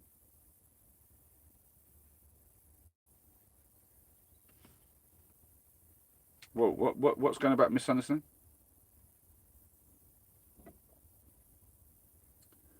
Oh dear. Well, it's a bit late now to be changing minds, ladies. Let's have a little look. Length of the Great Wall of China in kilometres, 21,196. Wild camels in Australia. Oh, so actually that was only 21, a little over 21,000 kilometres. So it's a lot shorter than I thought it was, I'm going to be honest. Wild camels in Australia. 1 million. There are 1 million wild camels in Australia.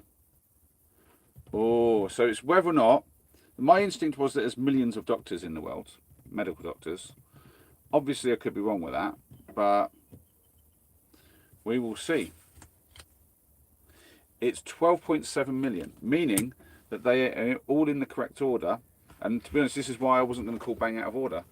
But Ellie, you have given them another 5 points. So, let's count up their points. There are camels in Australia. There's apparently 1 million wild ones, Gracie.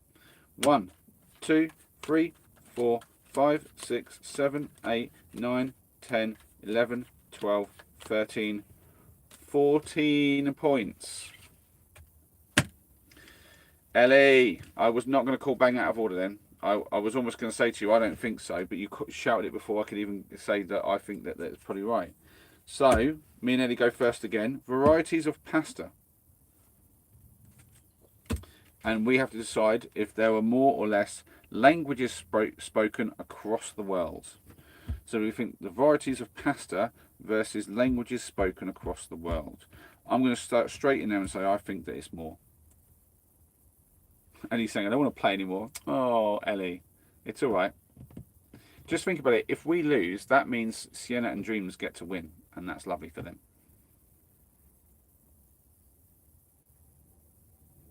And I can blame it on you for calling bang out of order. And yeah, I'm joking. So I'm thinking there. Do you agree with me, Ellie? I think there's more languages spoken across the world than there are varieties of pasta. It's not over to the skinny man yodels. That's what I say. We do not know if we don't let them win any more, then they can't get any more points. That's how it works. So all we have to do is not call it wrong again. Okay. So, does the other team want to call bang out of order? Sienna's saying, I've not been this excited since I won the beauty contest. Hi, damsel. So you got the hi in the chat. I was wondering if you meant about the Monopoly, Sienna. Dream saying the winner's getting a pack of beer off Molly. No, but you can have a big sloppy kiss. There you go. I'm joking. Oh dear. Or big snog, as Dreams would say. Right, so you have yellow cabs in New York City. So far we have varieties of pasta, followed by languages spoken across the world. And you're deciding yellow cabs in New York City. Where are we putting that? While you're just thinking about that, I'm going to have a few more of these little crispy things.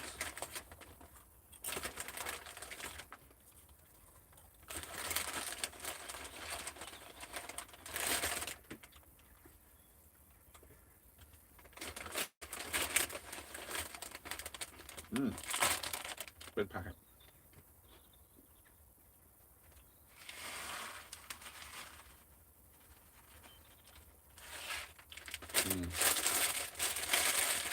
That's good.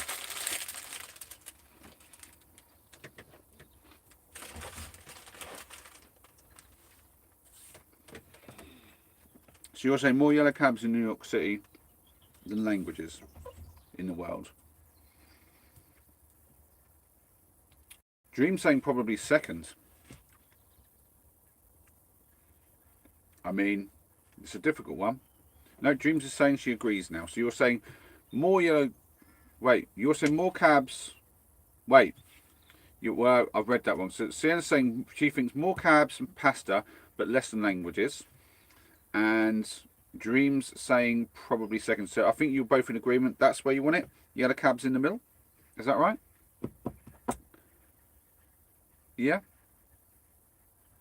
I'm realising you're responding to my erroneousness at the moment, but I'm just going to check that I'm up to live. Yeah, I am. I think. What do I think about this? I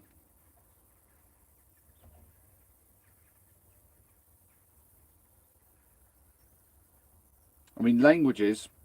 Like if they're talking about dialects as well, in terms of like there's lots of dialects in China and in India and stuff like that.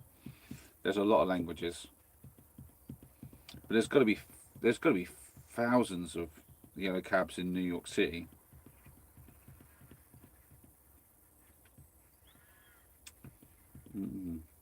So the problem here is, Ellie, if we call it and we're wrong, they win.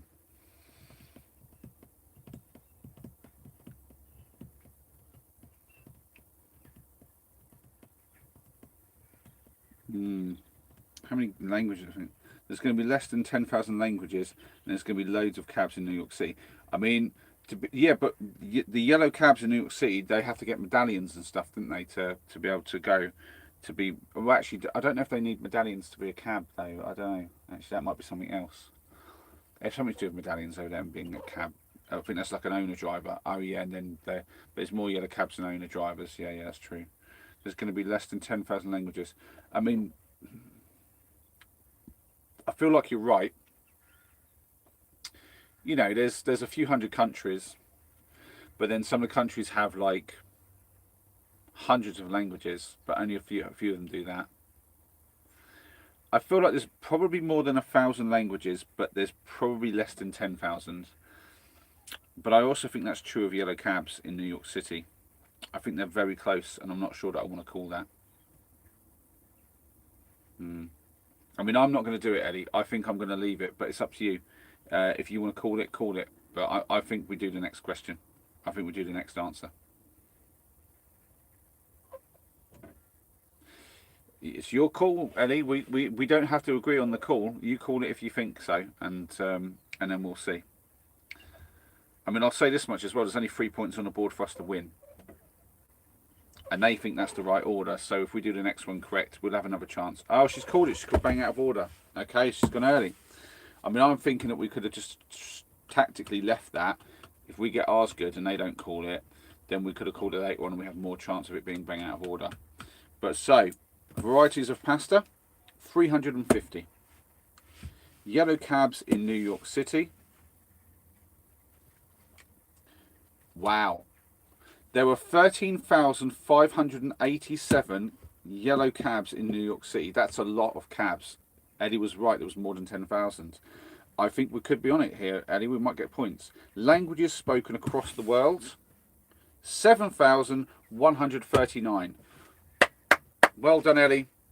Well done. I was right. There were a lot of languages. There were thousands. But you were right. There was more than 10,000 yellow cabs in New York City, and that's a lot more than our languages. So, yeah, we get 3 points on the board. Me and Ellie now have 3 points. Well done, Ellie. Well done. Okay. Okay. The lovely Sienna and Dreams get to go next. Eggs used in world's largest omelette. That's what you're starting with. The eggs used in the world's largest omelette. And you have to decide If there were more or less active volcanoes on Earth. Active volcanoes on Earth. Yeah, Sienna's going to have to go soon. That's all right. If you have to go, you have to go. And Dreams can either play on us on her own, or maybe we can convince Rach to join or something, or Damsel. So what you got? What are you girls thinking? Are there more active volcanoes on Earth than eggs used in the world's largest omelette, or are there less? This one's a tricky one. You've got a real tricky one to start.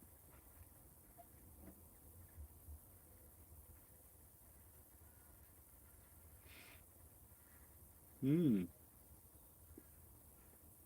very tricky.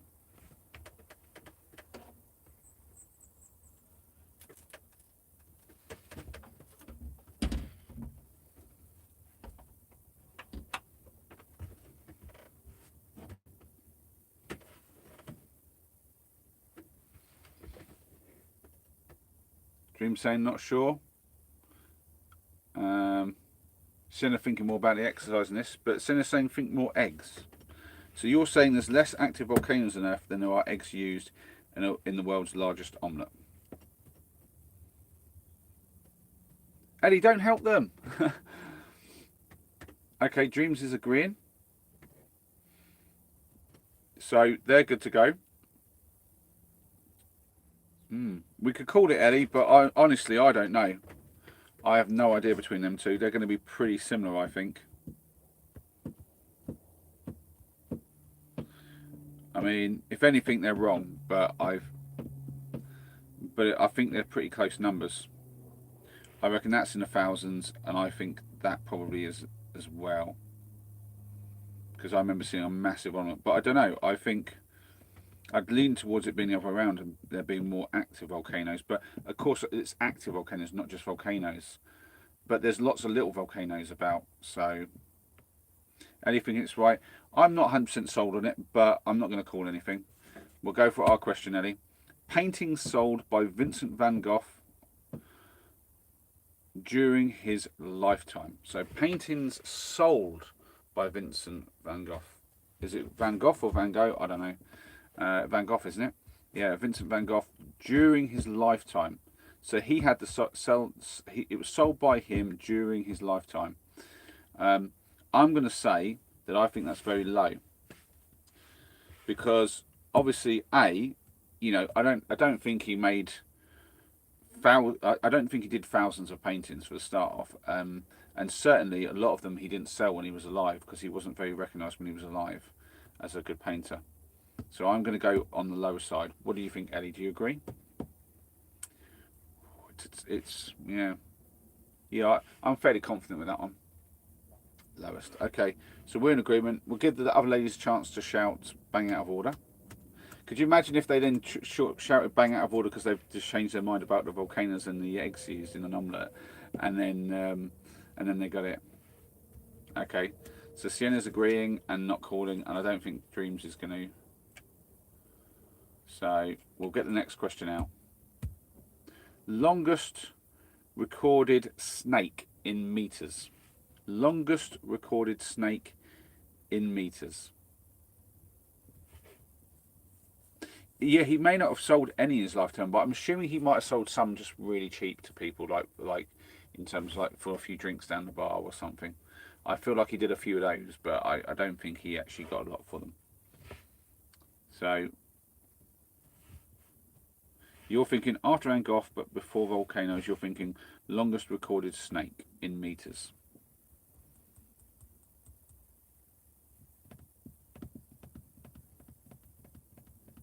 Does Dreams agree? Let's see.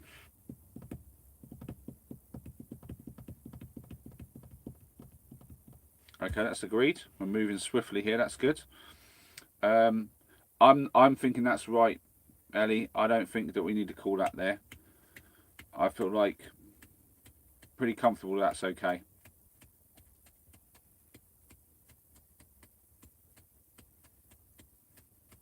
Ellie might think differently. We will see. Oh, Oh, Ellie says, "Be right back, Molly. You're alone for a few minutes." Okay, well, I'm not going to call it. She's gone for minutes. So I'm going to do this one now. Mountains over 8,000 meters tall. Ooh. So tall, I'm assuming they're talking about from sea level. That's usually the standard.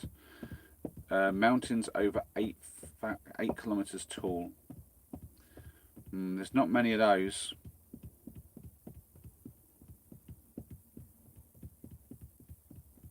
I don't think it's less than that. Longest snake recorded in meters. I'm thinking that's like.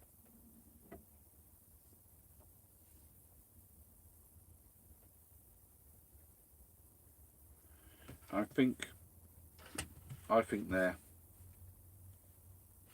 Maybe. Let me think. We'll say.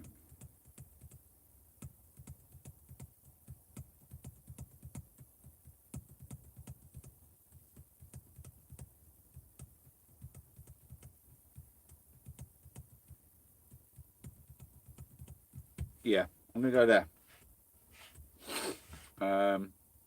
Hi, Ellie. So I've just put it down, and we're going to see if the other ladies are going to call bang out of order or not. But we've basically got paintings sold by Vincent van Gogh during his lifetime, longest recorded snake in meters, mountains over 8,000 meters tall, active volcanoes on Earth, and then eggs used in the world's largest omelette.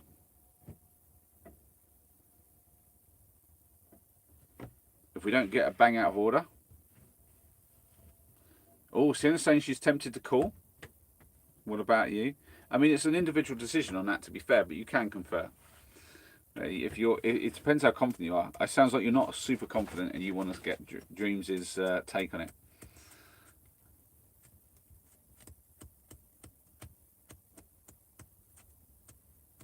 Dreams is saying that order is correct. Oh, Sienna's going to bang out of order just after Dreams says she thinks it's correct. Oh, Sienna. I mean, I'm relatively comfortable here. I'm not sure about the mountains. The 8,000 meters tall is hard. I think there's a few, but I don't know if it's more than a snake. I'm thinking like the longest snake might be like sort of like 40 to 60 meters. And I think like I don't think it's hundreds of mountains over that height. I think it's below 100. I think it's above I think it's above 20 or 30. I'm not sure. It could be as few as just a handful. It could be like half a dozen of them. If I'm honest, I'm feeling like these two are the ones that are probably the most likely out of order. And I was hoping you weren't going to call bang out of order, and I would call it on the next go, because I feel like the order's now starting to get like tricky. Right. So let's have a little look. He sold one painting while he was alive. Van Gogh sold one painting. Longest recorded snake, 10 meters. 10, only 10. That's good so far. Mountains over 8,000 meters tall, 14. Woohoo! 14. That was close. 14, but that's correct so far. They are correct. But this is where I'm thinking we might be wrong. But it's the active. How many active volcanoes are there in the world? 1,350. Oh, I think this could be correct. I think we could get the points here, Ellie. Ready? Is it more or less than 1,350? 145,000. 145,000 eggs used in the world's largest omelette. 145,000. That's correct. That order is on. Wow, we did quite well there. And now me and Ellie have another 5 points on the boards. Oh, yes. We got this, Ellie. We got this. We've now got 8 points total. So we're not as far behind as we were. We have at least regained our dignity. This is good. Right. So the ladies now get slices of bread in a medium white loaf. And you have to decide if there are more or less of the most hula hoops spun at the same time? Well, Sienna should know this one. The most hula hoops spun at the same time. So I'm guessing that's like obviously on the waist, legs, arms, on the neck, that sort of thing all together by one individual. And you've got slices of bread in a medium white loaf. Mmm.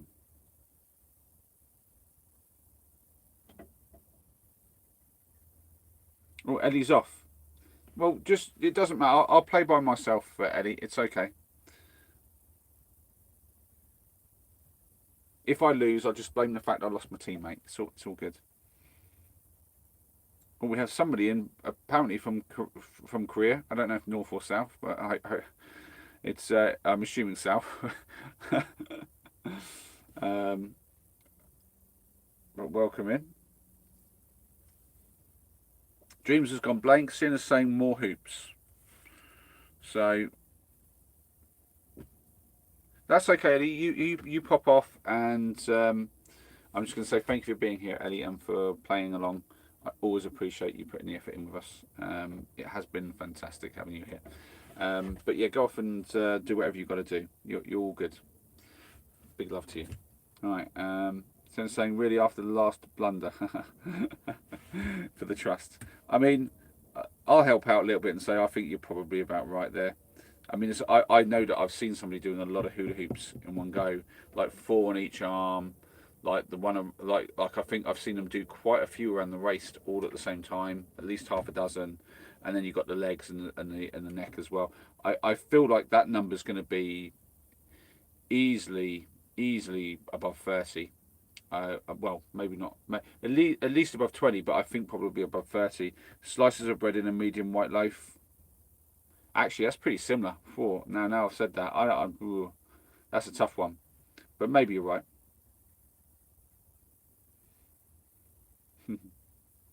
So are we going with that? Thumbs up, or do you want me to swap?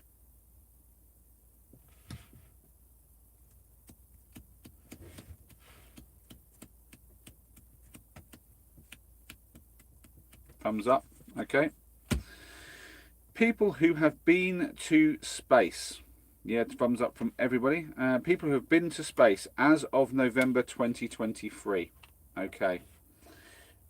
People who have been to space as of November. I love how on that one they've said that. Even though a lot of these could well have changed over time. Volcanoes become active and stop being active. Somebody might break one of these world records. I mean, I think it's all implied that it was when the game was brought out. People who have been to space. I mean, we're talking like space station as well. Obviously, the guys went to the moon. Even some Russians have been to space, like before all the space station stuff. They just didn't get to the moon first, I think. A fair few people have been to space now. Yeah, I'm going to say that that's the most. I'm going to be like that. Do you guys want to call bang out of order, or shall I give you the next answer? Or the next sort of clue, I guess. Remember, you all amazing. Take care of yourselves. I'm proud. Remember, you're all amazing. Take care of yourselves. I'm proud of you. You're doing amazing, love. Thank you, Ellie. We all love you too. You've been amazing. No, I agree. Next, right? Okay, so the next one is words in the English language. Words in the English language. I have a feeling this one's going to be pretty easy. What about me to talk to people now? What are you saying, Gracie? You're in a better mood to talk to people now. That's good. Oh, you got in a bad mood because of your family, I guess. Is that what happened? We got we got Cummings Cider. Cummings Cider has said hello. Hello again. I remember you. Your name made me laugh the last time quite a lot. I think that's pretty cool. Cummings Cider. Oh dear. Dream saying there were a lot of words in it. Yes. I'd say words is closest to infinite. Yes, like that. I mean, I'm pretty confident you guys are right on that one. That's a pretty obvious one. We've got Pete in. Evening Pete. Welcome to the stream, we're just playing a new game here called Bang Out of Order. You are welcome to watch and see how it's played, and maybe even join in later if you fancy it. I mean, we're probably not going to be playing too much longer because this thing's over soon, one way or the other, I think. Most people that have squeezed into a VW Beetle. Oh, how many people could you squeeze into a VW Beetle? Well, it's more probably than slices of bread in a medium white loaf, I'd have thought, maybe. I don't know. Maybe it's less.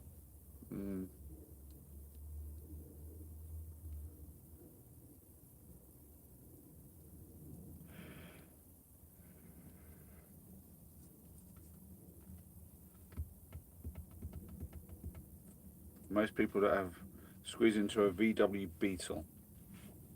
I mean, I reckon you could get. You could definitely get like 8 people in the back seat, 6 in the front, a couple in the boot. It's tight. I don't know that you're going to get more than 20. There's definitely more than 20 slices of bread in a medium white loaf. Don't think you'd get, because you'd have to have 10 in the back and the front. You'd have to have some more in the boot. No, I'm putting that at the bottom. That's why I'm putting that. Just a little tired, yeah. It's just not getting enough sleep at the B&B, to be fair. I just haven't been getting enough sleep lately at all. So do you guys want to call Bang Out of Order, or would you like the next one? Gracie, I hope you're not Googling things and giving us the answers to them. I will be very cross. Dreams, you don't have to ask permission. If you're going to say Bang Out of Order, call Bang Out of Order.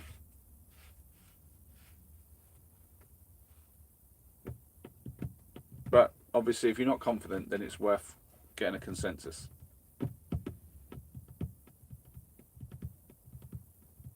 Oh, Sienna's showing Dreams the trust this time.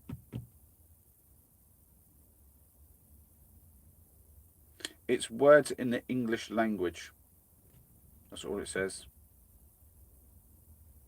Oh, you're just guessing, eh, Gracie? I mean, I'm thinking it's around that sort of number what you said. I don't think it. I think it tops out somewhere around 20, and I'm pretty sure there's more than 20 slices of bread in a medium white loaf. Is Dreams going to call it? Is she going to say Bang Out of Order? She's obviously thinking about it.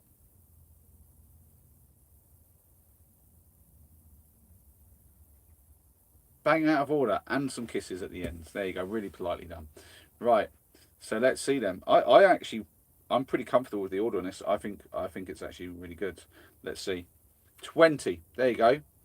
20 people have squeezed into a Beetle. How many slices of bread in a medium white loaf? 20. They are the same, so they are correct. Now we have most hula hoops spun at the same time. 200. Holy moly! 200. Wow. Whoa. So that brings into question whether it's more or less people who've been to space as of 2023. I mean, I was comfortable that it was going to be more than, like, say, 50, which I thought that was going to be less than. I can't believe it's 200, Sienna. That's incredible.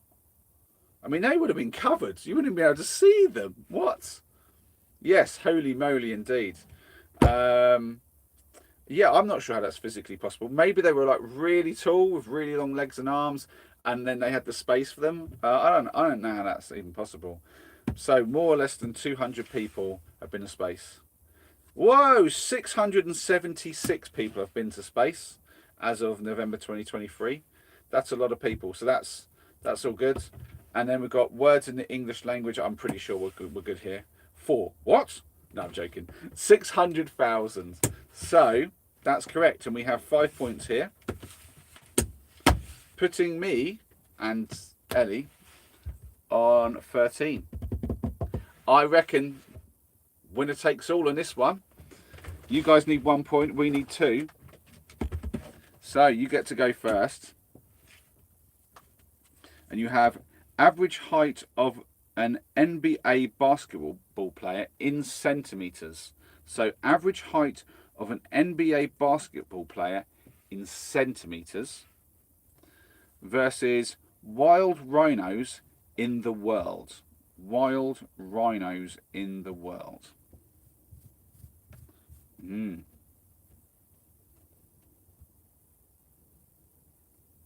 Yeah, nothing to be sorry about. It's part of the game. I'm glad I thought it was correct, but I completely missed all the numbers. I'm going to be honest. So there's a lot of luck involved in this game. I had no idea those numbers were where they were. I was all right with the first two. I was like, they're pretty good. I'm surprised it's only 20 slices in a medium loaf, but it is a medium loaf, not a big one. They're not specifying, like, is that over the whole world? Or is that a US thing, a UK thing? Like, I mean, because in the UK, that feels like it's a lot smaller than a medium loaf. I mean, we just generally have a small or a large. We don't like a half or a whole. I don't know about a medium. So you're thinking there's more rhinos than the height or than there are centimeters in the average NBA basketball player. And you're saying more rhinos too. So you guys have agreed. Wild rhinos in the world. I know it's a very low number, but I think you're right. I think it's not that low. Yeah, yeah, I'm agreeing with that. So, airports in the world. I mean, there's a lot of airports in the world. I'm putting that above. I'm putting that there. I'll give you a chance to call bang out of order. But if you're if you want the next question, you can say that too.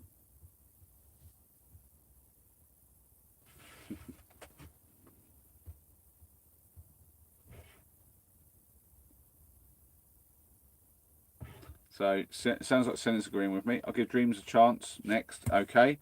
Submarines in the world. For some straightforward in the worlds going on. So we've got the wild rhinos in the world, airports in the world, and then you've got submarines in the world. So how many submarines are there in the world? Senna's saying, oh, it's torrential rain now. Well, can you do your exercise in the house, Senna? That's the question, isn't it? Maybe you've got a place where you can do it.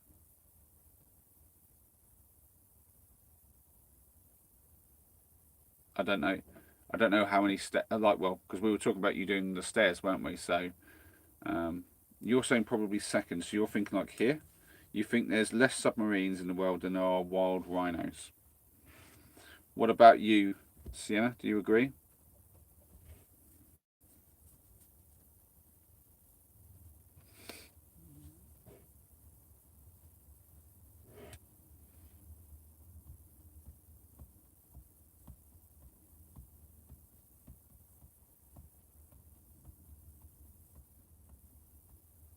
Okay, so you're trusting dreams. So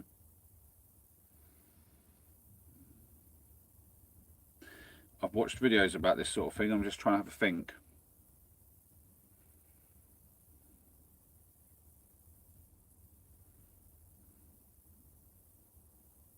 Yeah, yeah. I think this order's fairly good. Food an average human eats each year in kilograms. So food. So we're not talking how much you drink in terms of fluids. We're just talking food. An average human eats each year in kilograms. So I reckon now it's an average human. That's it's across the board. Obviously, there's people that don't eat a lot, and there's other people that eat a lot. Um, I would say. Mhm. And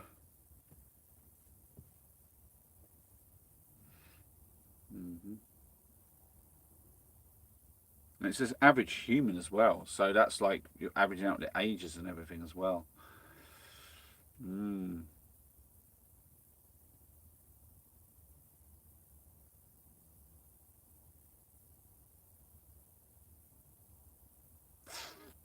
Mm.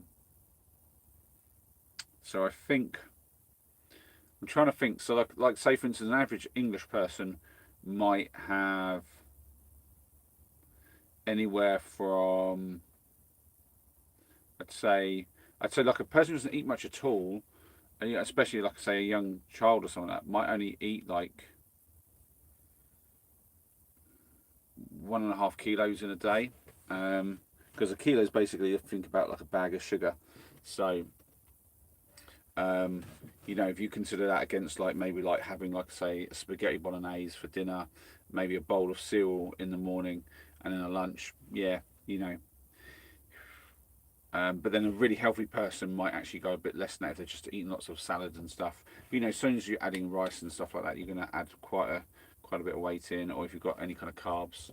But then you've got other people on the other end of the spectrum eating massive amounts. You've got people eating like big, you know, full English breakfasts, and then like snacking throughout the day, and they might consume several kilos, maybe like 6-8 kilos in a day. So, but I think over the world, obviously, there's more people who are eating less than there are people who are eating more, I would say. And that's generally the way these lines tend to trend. So I would say we're looking at probably about 2 kilos is probably about the average. And you've got 365 days in a year. So,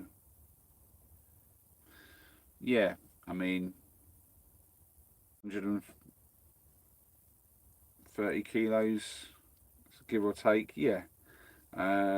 So maybe around about the 1,000 mark tops. I'm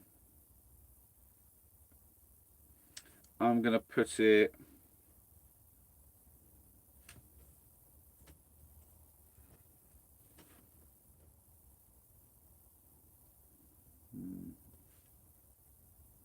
I'm gonna put it there. Right.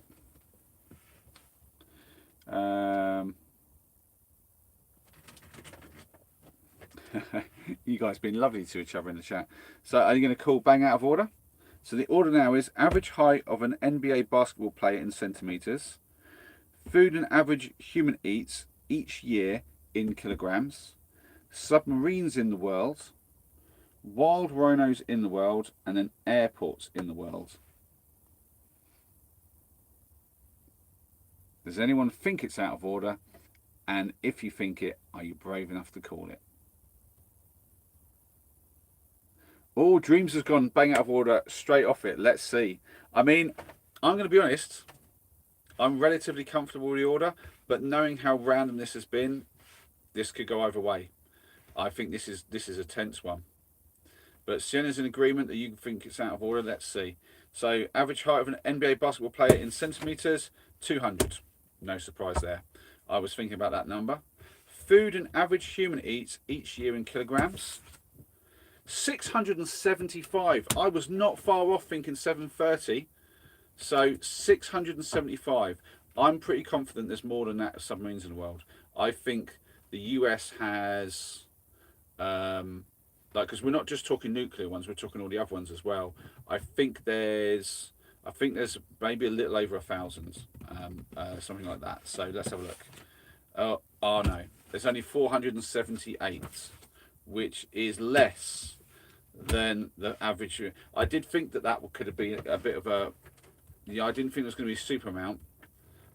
You think the food and stuff is wrong, and you were correct. But wild rhinos in the world, I'm very curious about this one. I don't know how many there are. I don't think there's a lot because they were very endangered. 27,000 airports in the world, 41,700. So yeah, I got that wrong, and I should have instead of putting it that way around, I should have put it that way around. I nearly did as well. I kind of thought there was maybe not that many submarines. I was like, I think it's less than 1,000, but I could be wrong. But it's less than 500. Only 478 submarines in the world. There's not a lot of subs. You think about all that ocean out there. That is not a lot of submarines out there. Wow. Talk about a needle in a haystack trying to find one of them. GG's, ladies. GG's. You have won. And me and Ellie are the sore losers. Ah, dearie me. Right. We will put those back in the box as they are. I've kind of separated out the ones we've already done so that we don't accidentally do the same ones.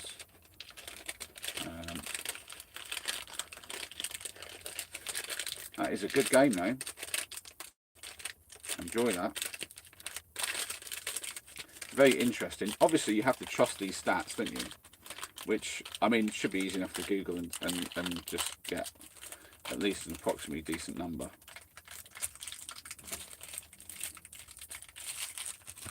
Right, put that back in the box. We need to do the dad joke.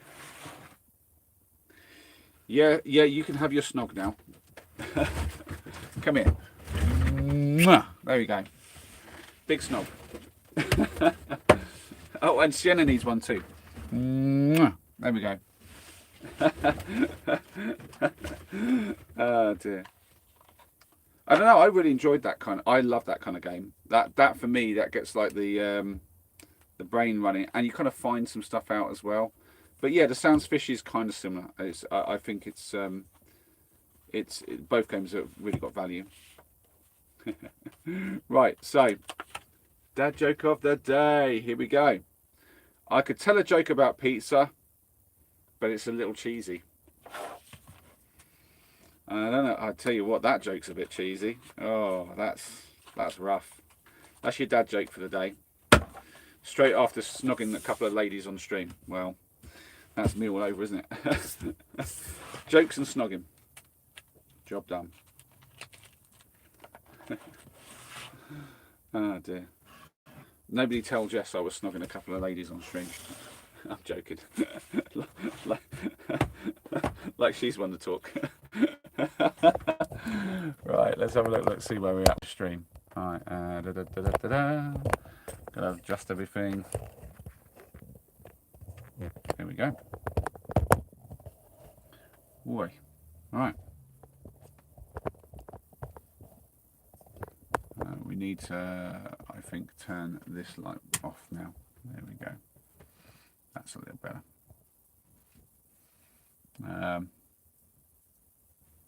Yeah, that joke would make you want to brave the rain. That was an awful joke. Ease up on the gooning, buddy. What's gooning? I don't even know. That's a term I don't understand.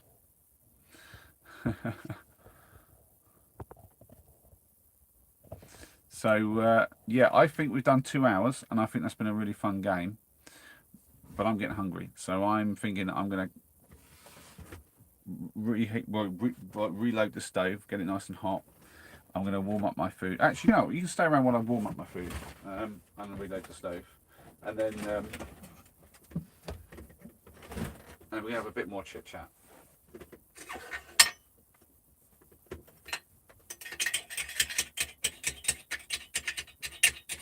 So just knock the ash out of the bottom. You sort of see the glow kind of working up. Let's have a little look. Yeah, that's all good. I'll put a bit of fuel in.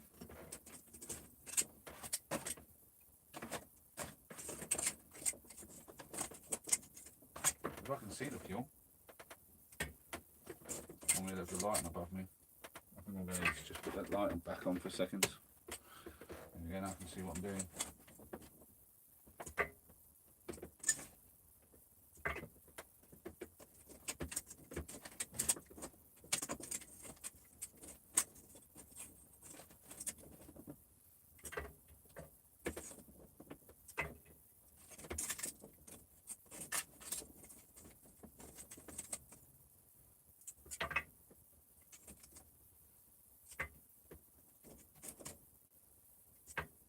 Do.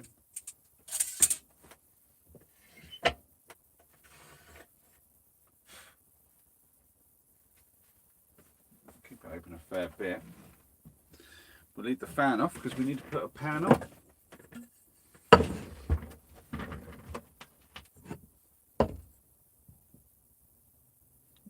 Dream saying, hope everything goes well for you and Jess. No, to be fair, there's nothing happening between me and Jess right now. I'm not one to go off with some woman while she's got a fella, so she might be interested in me, but I think the bare minimum you have to do if you're interested in somebody is make sure you single when you approach them, or get yourself single fairly quickly afterwards. I mean, I get she wasn't prepared to meet me, and it all happened very quickly. But she's had a bit of time now. She kind of needs to pull her finger out on that, I think, if she wants to do that. Otherwise, it's just making. I mean, it's making a fool out of her guy, because he's obviously got her doing stuff behind his back. But it's also making a fool out of me if she thinks that I'm going to wait around on the idea that she might figure her stuff out. And it's like I'm not wanting to hang about in the friend zone while somebody figures out whether they want me more than their current guy. That's a bit weird. So yeah, that's not really a thing. I'm just having a jest, to be honest. Dreams. It's something I basically essentially just put on hold in my mind. I'm open to opportunities, but there's not really going to be anything happening along those lines unless she figures her stuff out. And I've made that pretty clear, to be honest.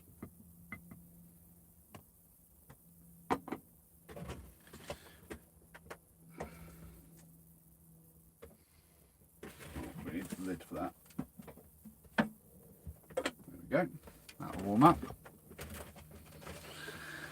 Oh, we got Big Pump in saying hi. Hi, Big Pump. Oh, Bumclot is back in. Yeah, well, welcome back. So,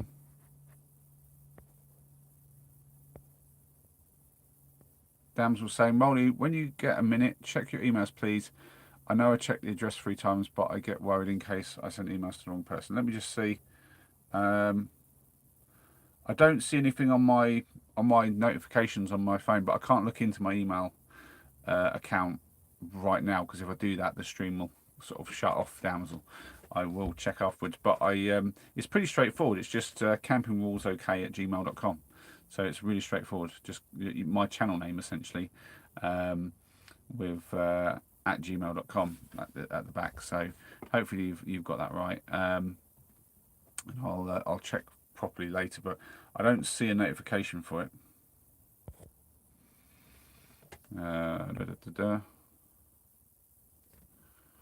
Oh, your parcel's on the way, Sienna. Lovely. They must have processed that on the middle of a Sunday then. That's crazy.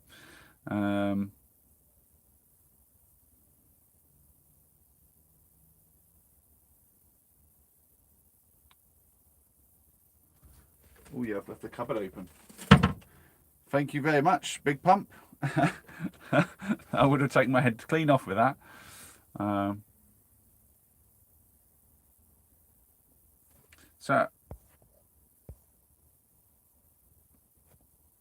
So Dreams, I hope things are well with you and your fella. Don't tell him I was giving you big snogs either. Oh, I'll get in trouble. Ah, dear.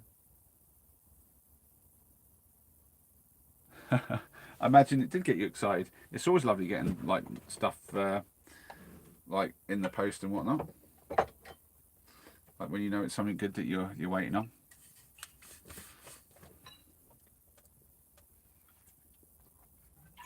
Damsel saying I've been on painkillers all day, so squiggly eyes. Ooh, blimey, really? I hope you're doing all right, Damsel. Not good to be on painkillers all day.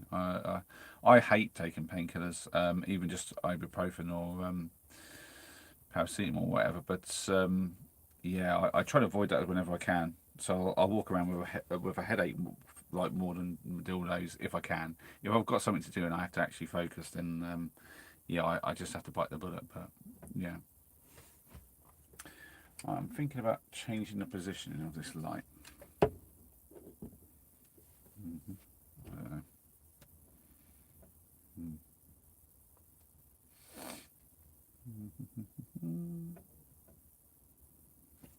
Yeah, I think just literally just over here might do the job. There we go. That's a bit better. Lovely. Bumbleclat saying, yeah, I'm back. Yeah, I saw you, Bumbleclat. How are you doing, my man?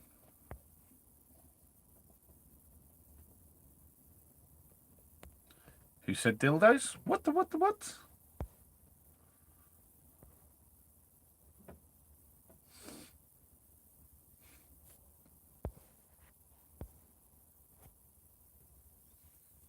What are you talking about, Sienna?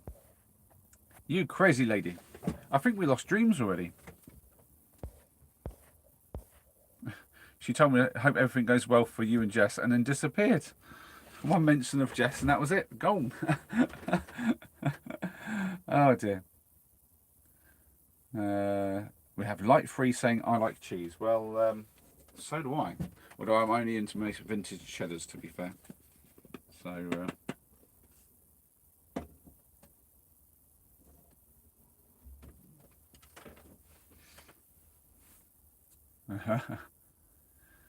oh no, you must have misheard it. I wasn't talking anything about dildos.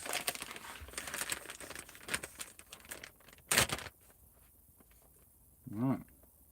Now what I did do is I bought this grated cheese to go along with my lamagin, and I was clever enough to put a little bit of spread in the packet. As you can see, there you go, just fell down. So I'll spread that onto the toast once it's toasted. It's smelling good cheese, that is. And because it's warming up, because it's been in a cool bag over there, but it didn't have any ice blocks in it, so it's actually warmed up a bit. The cheese always smells nicer when you actually have it warm, like it gets back to room temperature. Lovely stuff. I swear the chat has like paused or turned itself off. So I'm just going to check that I have all messages on. Yeah, cool. Been on charge, so we actually have a really strong battery, which is good. Dan was saying, I like cheese too. My youngest hates cheddar, but she'll eat a whole packet of Philadelphia if I let her. Ooh. That can't be good for you. I'm not into like things like, like your Baby Bell and stuff like that. That was very popular when I was a kid with all the other kids, but I never really liked that sort of thing. Give me a nice bit of seriously strong, or I quite like my go-to is the one at Aldi's in the gold packet, and it's like I think it's a David Stowe. It's a really vintage one, but there's one that is there's two that are really good.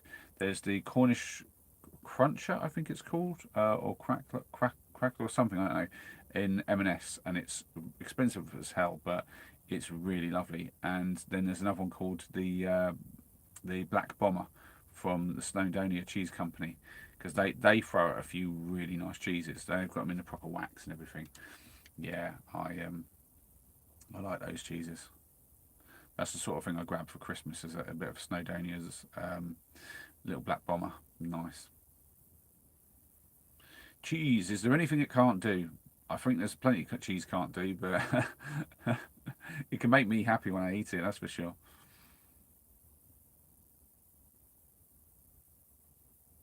Really seeing it? Oh my lord, that's crazy! Just biting into it without even getting the wax off. That's crazy.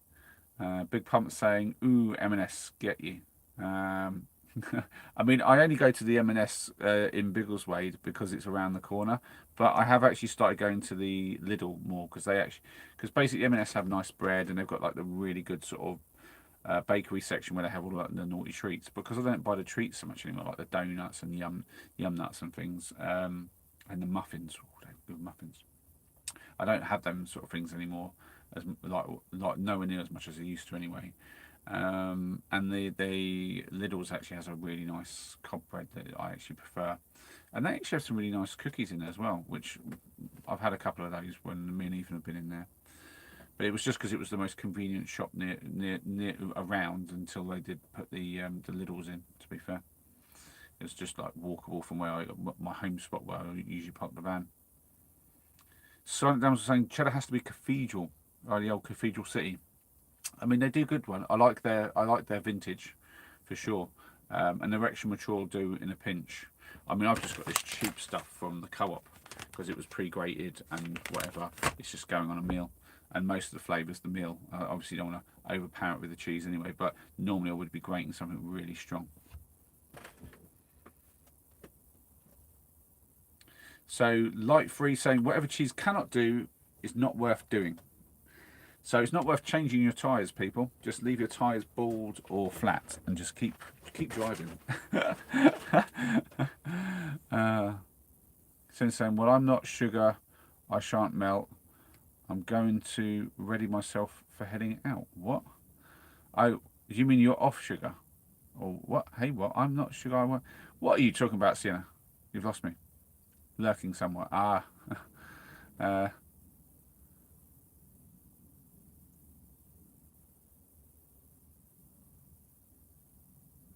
what? What? I'm lost. I'm being dense probably, but I'm lost. I don't know what's going on. Right, that's warming up already. That's good.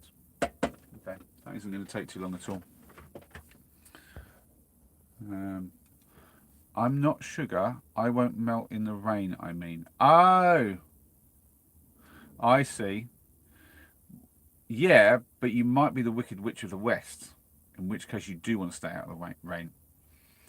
I mean, there's one way to find out. If you take your pointy hat off when you go out and see what happens. Ah, dear.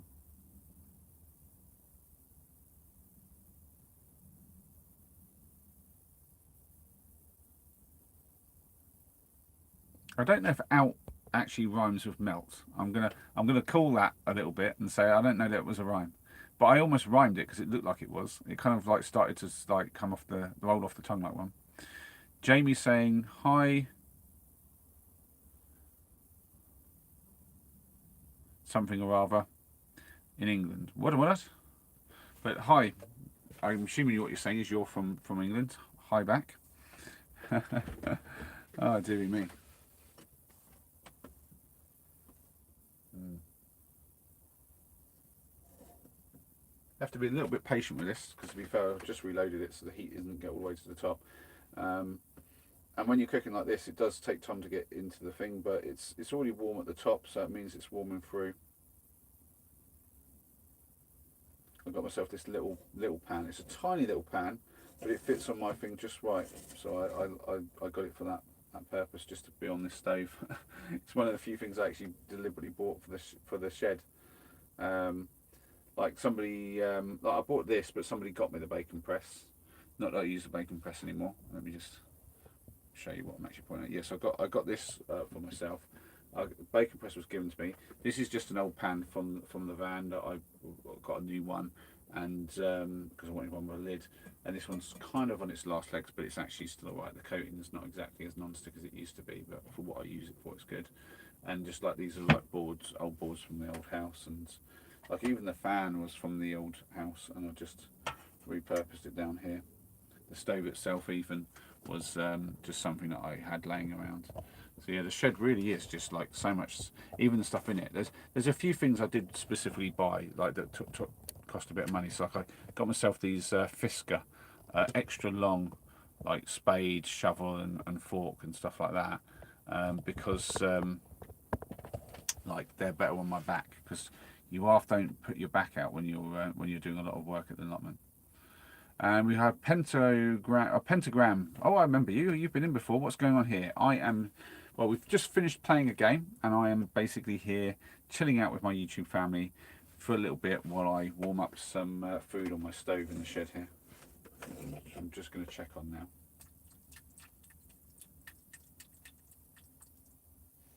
Cool, that sound could sound rather rude if you couldn't see what I was doing. Oh dear. Fisker, I don't even know her. No, Fiskers. It's a brand name. They make all their stuff in black and orange as well, which is weird, but I quite like that.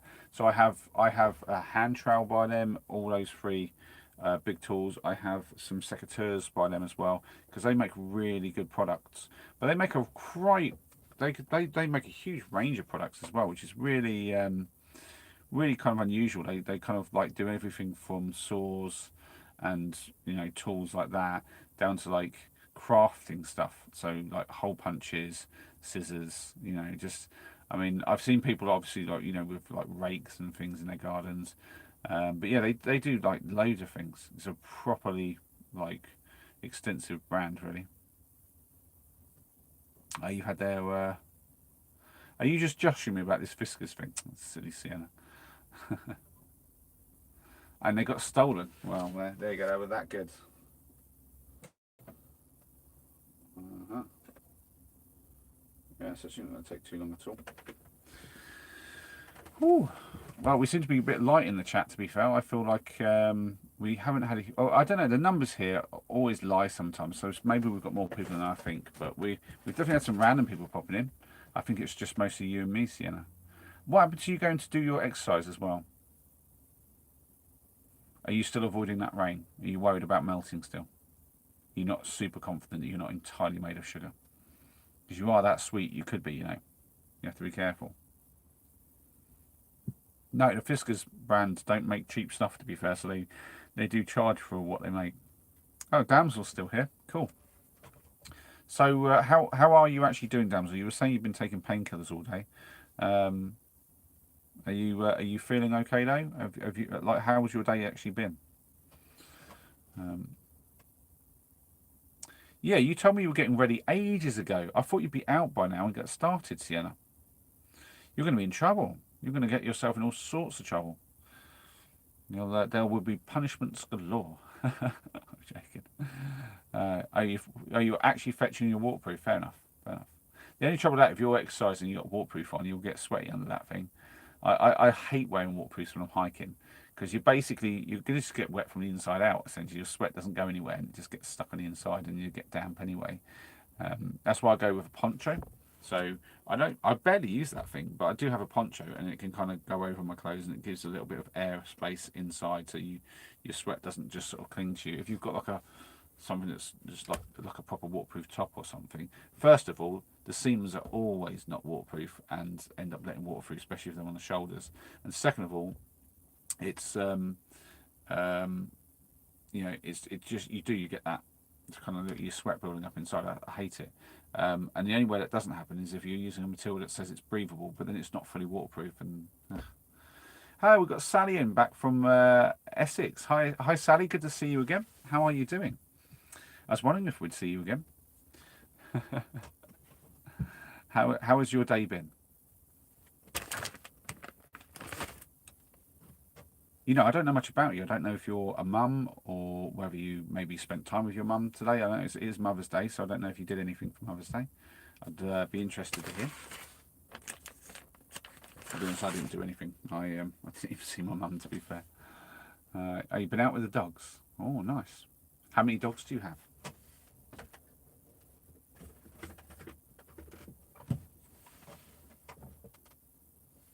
I love dogs, but I have allergies to them. So, you don't see your mum? Okay, yeah. I mean, I see my mum like fairly regularly, but yeah, I have kind of stopped doing Mother's Day a little while ago. Oh, you have two, nice. What do you have? And what are their names as well? I always like to find out people's dogs' names because they're sometimes really cool. Sometimes they're just fairly standard. There's a Scottish lady who does a bit of YouTube and goes on walks with her little mini dachshund, and I don't remember her name, but the dog's called Sophie. I always remember the dog's name. Oh dear. I can't remember. Jess has a dog. I can't remember its name.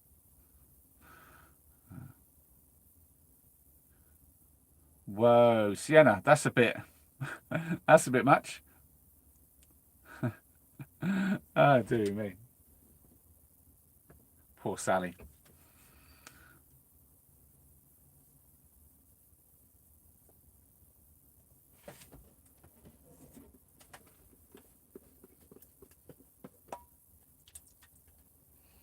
Oh, it's smelling so good. It's definitely getting there. I know it's a song. Ride, Sally, ride. I know that song, but it's a bit much to sing that when Sally comes in. Jeez. I'm only teasing a little bit, to be fair. Well, that light's running out of power. Bring it closer. There we go.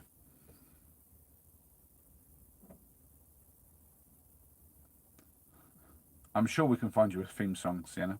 I'll have a think about it, and I'll let you know what your theme song is. What's the theme song when like Darth Vader comes in on Star Wars? It'd be something like that, wouldn't it? I'm joshing. Sally's saying I have a Jack Russell Millie 11, and a Jackapoo. Adele 2, pup Adele 2, pup 2 after my oh right, named after your favourite singer. Oh, I see. So you've got little Adele, who's a Jackapoo, and you have Jack. No, sorry, Jack Russell. So you've got a Jackapoo and a Jack Russell. So one's called Millie, one's called Adele. I like that.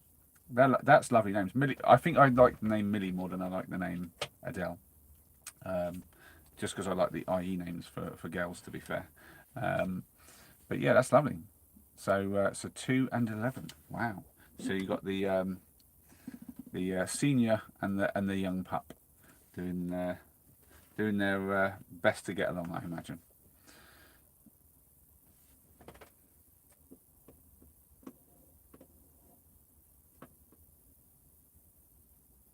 Yeah, it's getting nice and hot now. Yeah, I think dogs are like, just if anything else, a lovely. Oh yeah, I mean I like Adele's music, but I'm not like a huge fan. I don't go out my way to listen to it. It's not like I put it on my playlist or anything. Um, yeah, it's not kind of my style, to be fair, but I don't mind it.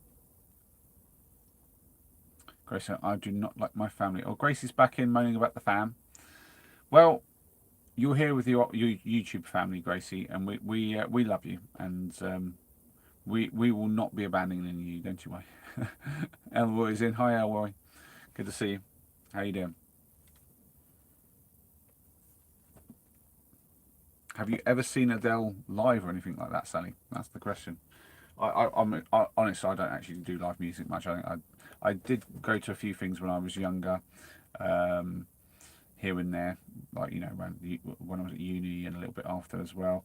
But yeah, I'm not much for live music, to be fair.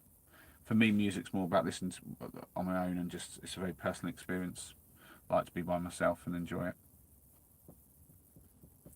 Oh, that's nice. They love each other. That's wonderful. Nothing better than people, oh, well, dogs in this case, but people loving each other, or even when dogs are doing it, it's nice. Treating each other with love and affection, always good. Yeah, we're getting there. That is warming up nicely now. I'm pretty sure it's going to be frigid cold out there already, but I won't notice it because I'll be in here. It's so warm in here always. It gets really toasty. Got to admit, I've been really enjoying spending the time in my shed. It's a bit cluttered in here, and I would like to kind of clear that up a bit. But it's a shed, and like I need to use the walls for storage space and stuff. That's a point, Cindy. Yes, she loves them. But the thing is, and that's a fair point. Sometimes you can love people, but not really like them that much. Like, that happens. You love somebody, but you don't necessarily want to spend a huge amount of time with them because they're absolutely awful to get on with or something. That happens. That happens. So she could love her family, but not like them. That's an absolute thing. But we can tell that her family love her because they look after her, and like, for instance, they tell her off when she's not been like looking after herself and eating and drinking throughout the day. If they didn't love her, they wouldn't care, would they? And they wouldn't be bothered to say anything.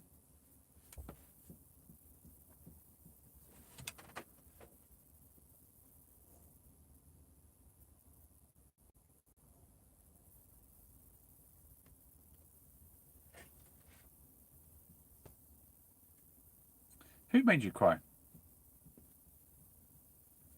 Hopefully not me. They're saying I've seen you two, Celine Dion, and Beautiful South. Oh, now Beautiful South are good. I used to love listening to their songs. Um, Not a fan of Celine Dion, to be fair. You two are solid though, but that's some proper old school music, I guess, is what you could say. Um, I'm guessing you must be roughly my sort of age. Oh no, you said are you 43? Yes, yeah. So we grew up listening to similar music. I'm guessing. Yeah. Oh, you see, I remembered it is 43. Yeah, my memory isn't that bad. It can be terrible, my memory, but it's not that bad. I remembered that much about you. You have to forgive me. My memory's not great with random facts, like remembering people's names, for instance. And there's a lot to remember sometimes when I'm like on stream because people come in and like obviously I meet a lot of people on here. But you did leave an impression, Sally. You are a wonderful addition to our YouTube family. Do I remember my age yet? No, it's somewhere in the 40s, I think. Um, Let me just think. No, 29. That's it. I'm 29 for sure. I don't know. No, I remembered it was 44, Sienna. Stop ribbing me about that. I always have to think before I give my age, to be fair. I never really think about my age, and my brain just assumes I'm like in my 20s all the time. And the weird thing is, my brain assumes everyone else is the same as me, so I assume everyone else is in their 20s unless proven otherwise. It's really weird. There. Rubbing you is so fun though. Ribbing, not rubbing. Ribbing. You haven't. You have. You need to spell check yourself, Sienna. Yes, exactly. Uh, are we playing fish game tonight? No, we already played our game. To be fair, Sally, we played a new game called Bang Out of Order, and it was a lot of fun. But we've done the game, and this is me just wrapping up the stream. To be fair, I was ready to kind of call it, but you've popped in, and I wanted to obviously give you some time before we call it. And my son, he's back with his mum, so he's at his mum's place now because obviously she has him half the time. Yeah,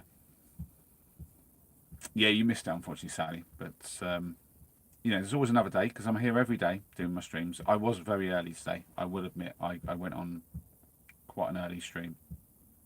So we've seen some of the YouTube family, but I always catch a lot of them out when I do an early one. So there's quite a few people who hadn't seen the stream on.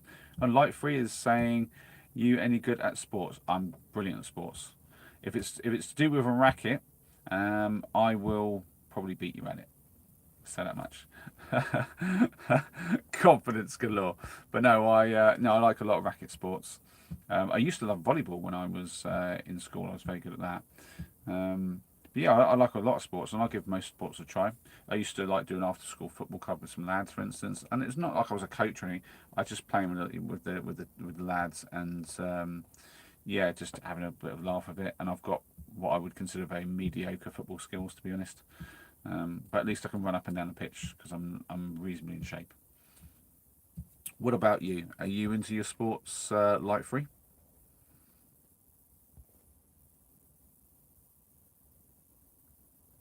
Damn Saints. So yeah, I was sitting in a bath, got managed, but managed to get out without help. Ah, I did wonder where you disappeared to, Damsel, but I'm glad you got out okay. And Sue's off. See you, Sue. Take care. Have a lovely night. Thanks for being with us. So, saying, what time are you usually online? Well, usually between sort of 7 and 9 is when I go live, and then I'll just try to do as much as I can. But it's a very ad hoc thing. If I'm honest, it just depends how my day's gone, what we're planning to do. So sometimes I'll go as early as like I think today. I think maybe it was like 5 o'clock when I started. Um, but then sometimes I've been known to leave it until half 11 at night. Honestly, it gets a bit like random.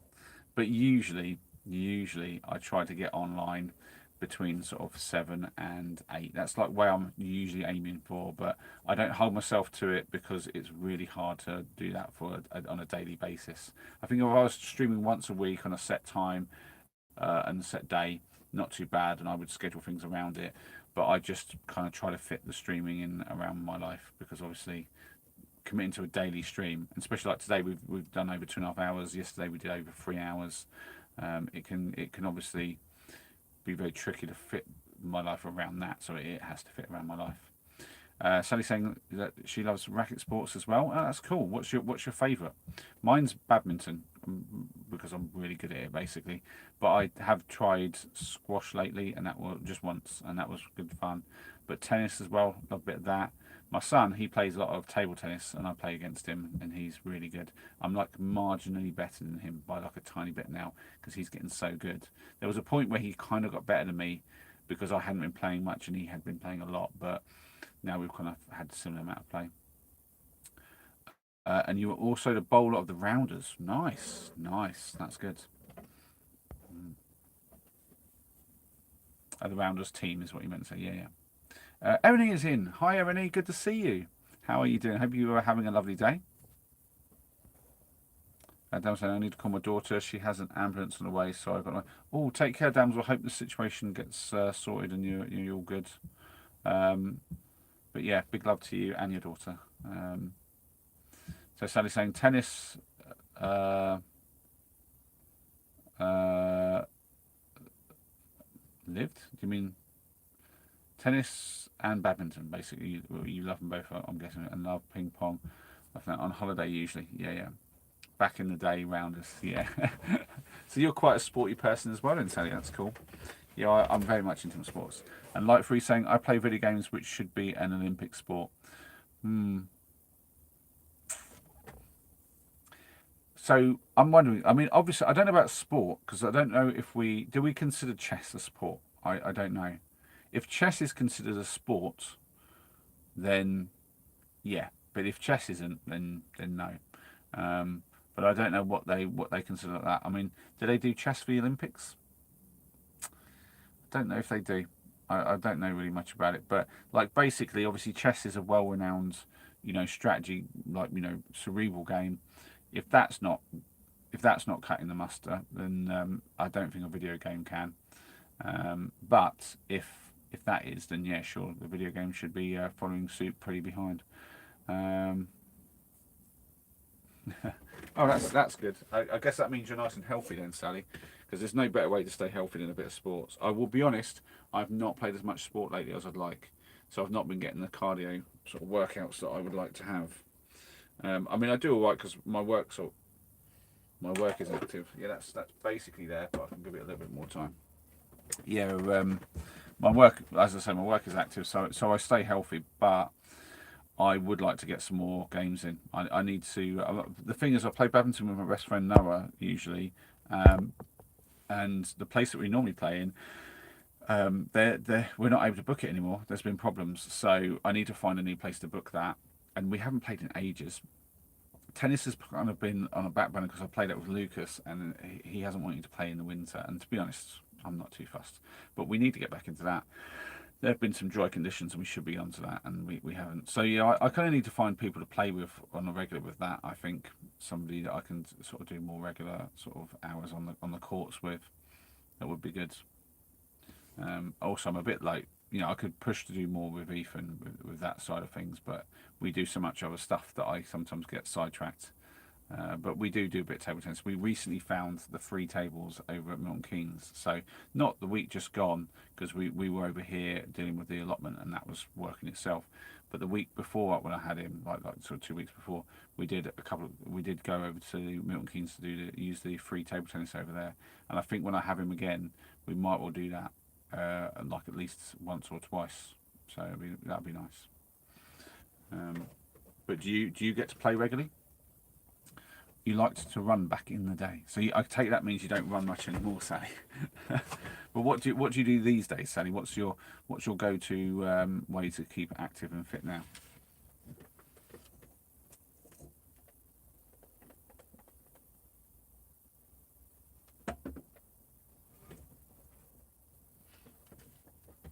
I'm also curious, actually, Sally, because Sienna was asking me like, "Oh, where's Essex compared to you?" And I was like, "I was pretty close because basically I'm on the border of like Hertfordshire.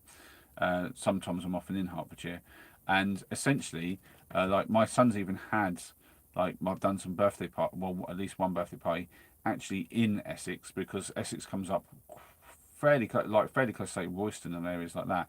We were, I think, what's it called? Is it Audley House or something like that? But basically, it's just south of Cambridge. It's a place like they've got a miniature railway and stuff. Audley End House, something. I think that's how it's pronounced. I don't know. But yeah, and I was saying like obviously Essex is massive, so it goes all the way from the coast up to like quite near me, and then down to London, obviously, and stuff. So I was curious, where like in Essex are you quite rural? Are you like in the London bit? But only if you want to say, obviously, I don't want to be prying. Oh, you do a bit of swimming now. Oh, that's good. That's actually probably the best thing to do for exercise is swimming. But I prefer to be outdoors doing a bit of wild swimming, so in the rivers or if I can find a good lake, that's always good. But yeah, the ocean is one of my favourite places to swim. And as a van life, that means I like to get down to the coast when I can. Emmy is in. Hi, Emmy. Good to see you. How are you doing? I've been enjoying your videos. Your brave content where you do a bit of singing and playing the piano. Doing both at the same time now, that's wicked. I want to get Ethan onto that. I'm sort of doing it separate at the moment to kind of improve his singing voice because he's a bit less confident with that than he is his piano. But once we get him there, we're going to get him some lessons for the singing as well. Then I'll get him to do both, I think. Sally's saying we're getting too old for running. I'm Wickford near Southend. So I'm guessing that, I'm not sure exactly, but I'm guessing that's sort of like London way then. So yeah, that's not that far from here, I guess. That's like Basildon. I honestly don't know that bit either. Let me check on my device. I need to get a map up. My geography is sometimes strong and sometimes useless. Why is that not registering my finger?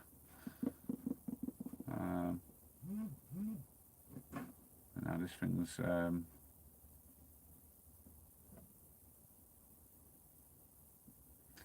I'm not seeing that anywhere. Where is that? Right. So you said Wickford. Where's Wickford?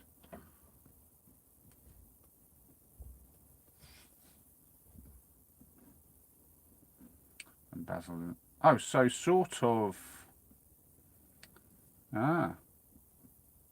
So sort of the furthest bit, almost the furthest bit from me. There we go. So sort of London, but to the east. I get you. I like Southend. So yeah, there's some nice areas down there, though. Yeah. I'm guessing what's your favourite sort of thing about that area? I guess.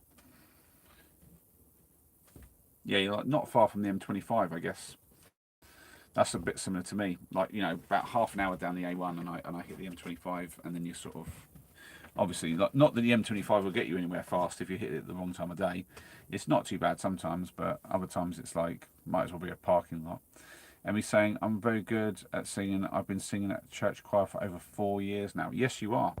You have a lovely voice, Emmy, and it shows all that practice. It's an amazing talent you've got. And we've got hiding out in the shed again, Holy Moly. Yes, I am, Teddy. Good to have you in. How are you doing, my friend?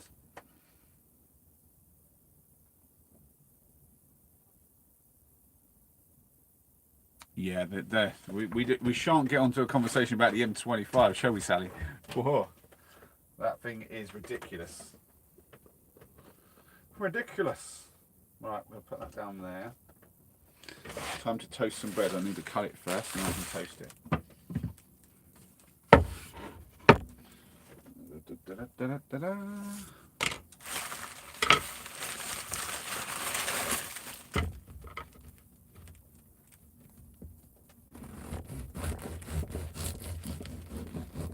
don't know about you guys, but I like to cut a little sliver of the bread off so that I don't have the dry bit.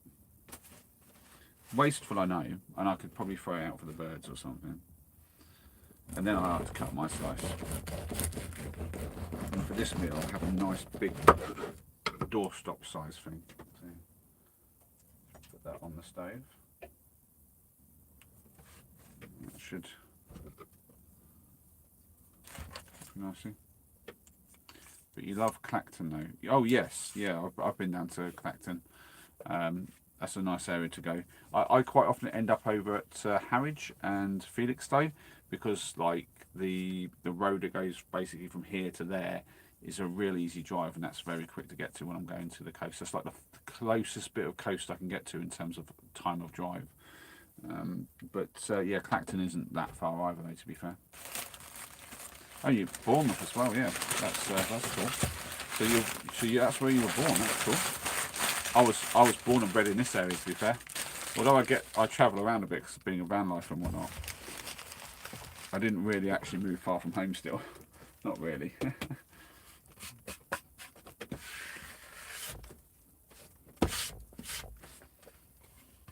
So he says, oh, and of course, has your boy lost his shit? Yeah, I was wondering if you were going to bring it up, Teddy.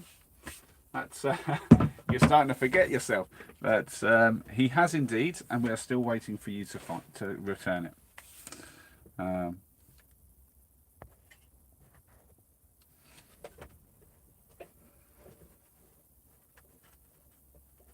That's going to toast fast. That is absolutely raging, that stove is.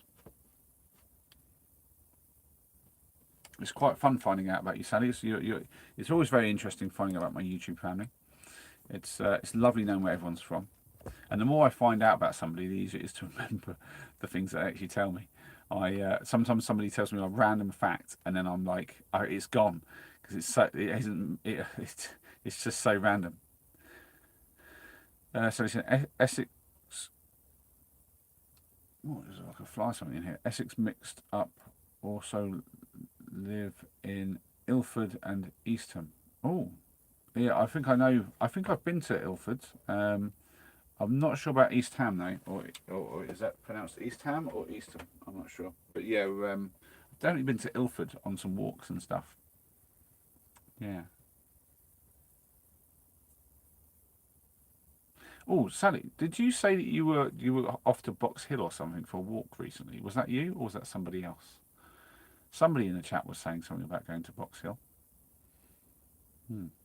Teddy's saying, I'm from London, but I've lived in East Somerset for the past 8 years. Cool. Somerset. Let me check that on the map. I'm a visual person. I need to see things to work out where they are. I think that's down. Well, I think it is. Let me just check. Yes, yeah, that's what I was thinking. See, I'm in that's like Glastonbury area and stuff like that, isn't it? Okay. I mean, I've been through there recently. I say recently, a couple of well, 3 years or so back. I think we did like our South Coast tour. I think it was like 3 or 4 years ago. Can't remember exactly. And then we ended up sort of like over at.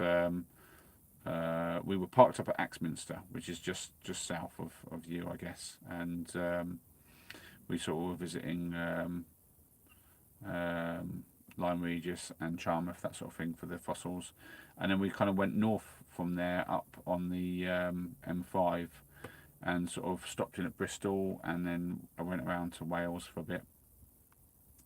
So yeah, we kind of just went through a little bit. I can't remember if we spent a night in there or not. I don't think we did. We just drove through and stopped maybe a couple of places. But yeah, I probably need to explore that area a bit more. What's Somerset like?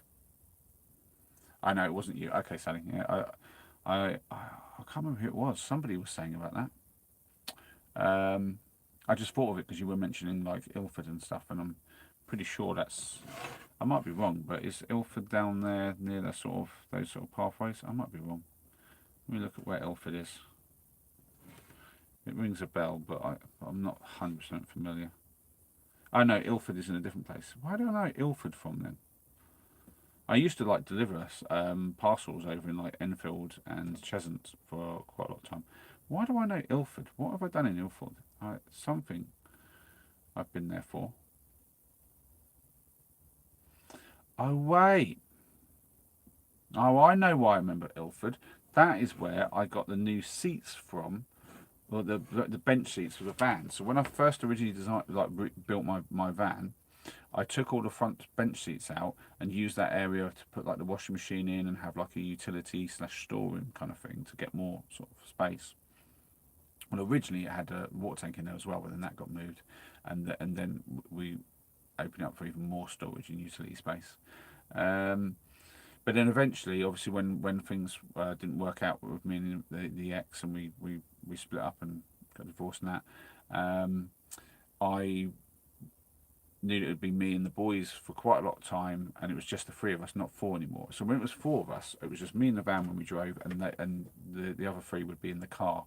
And so when we were travelling, that would be the sort of things. We didn't need the bench seats, but when it was me and just the boys, the three of us would fit in the front, and obviously I was using the van now then as my main transport. So then obviously I wanted to be able to fit them in the front, so we got everything out, and I had to put bench seats back in. I'd already sold the old ones, so I had to buy new ones, and I got them from a guy in Ilford. That's why I know where Ilford is. I assumed it was other places where I've been in London, but that's there you go. Da, da, da, da.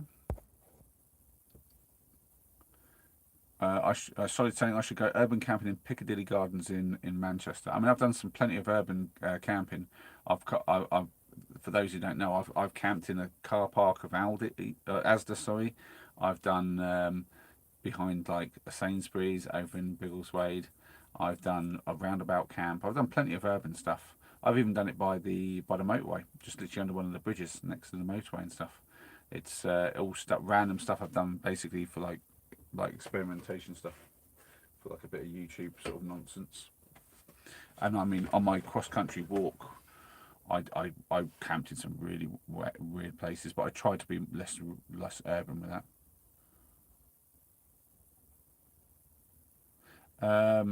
Yeah, I'm single, Sally. Yeah, I've been single for a little while now, about a year and a half since we split up, and yeah.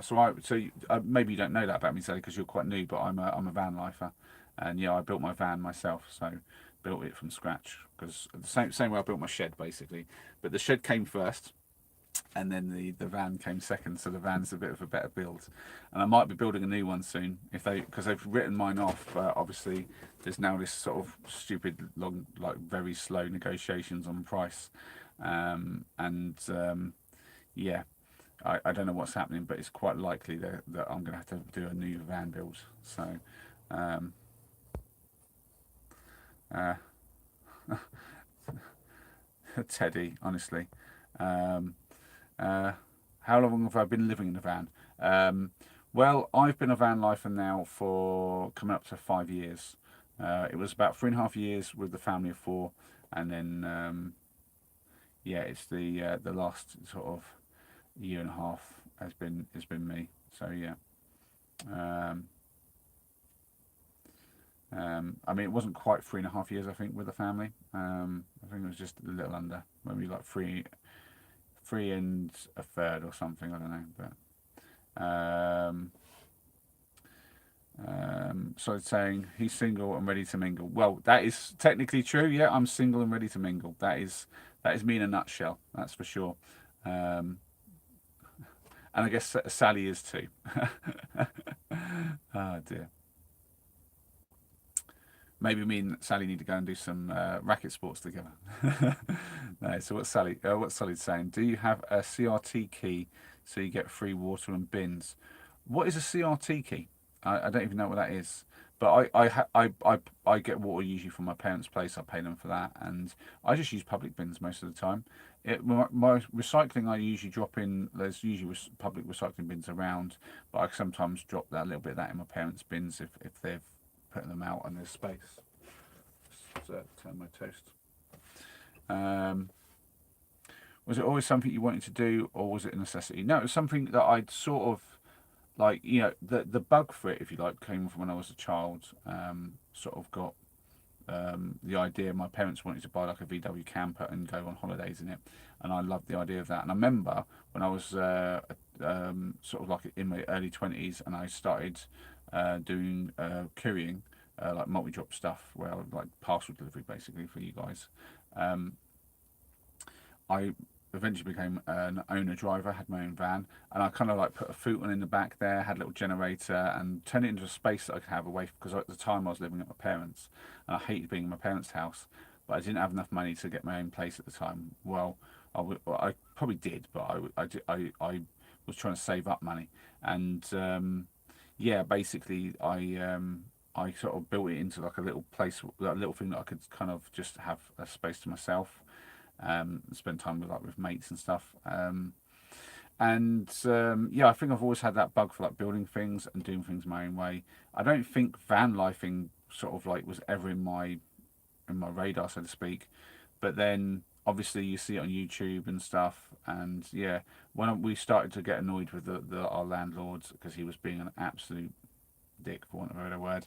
Um, yeah, I started looking at the options, what we could do, and buying wasn't really on the cards at the time, because it was just a bit too tricky being self-employed and stuff, and the sort of the the opportunities back then were pretty tricky.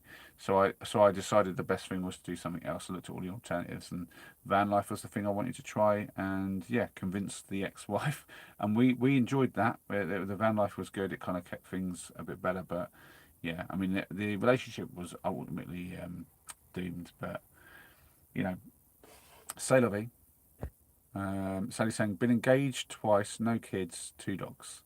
Well, oh dear. Dogs can be like kids, can't they? Oh, thank you, Sally. You seem lovely too. Um,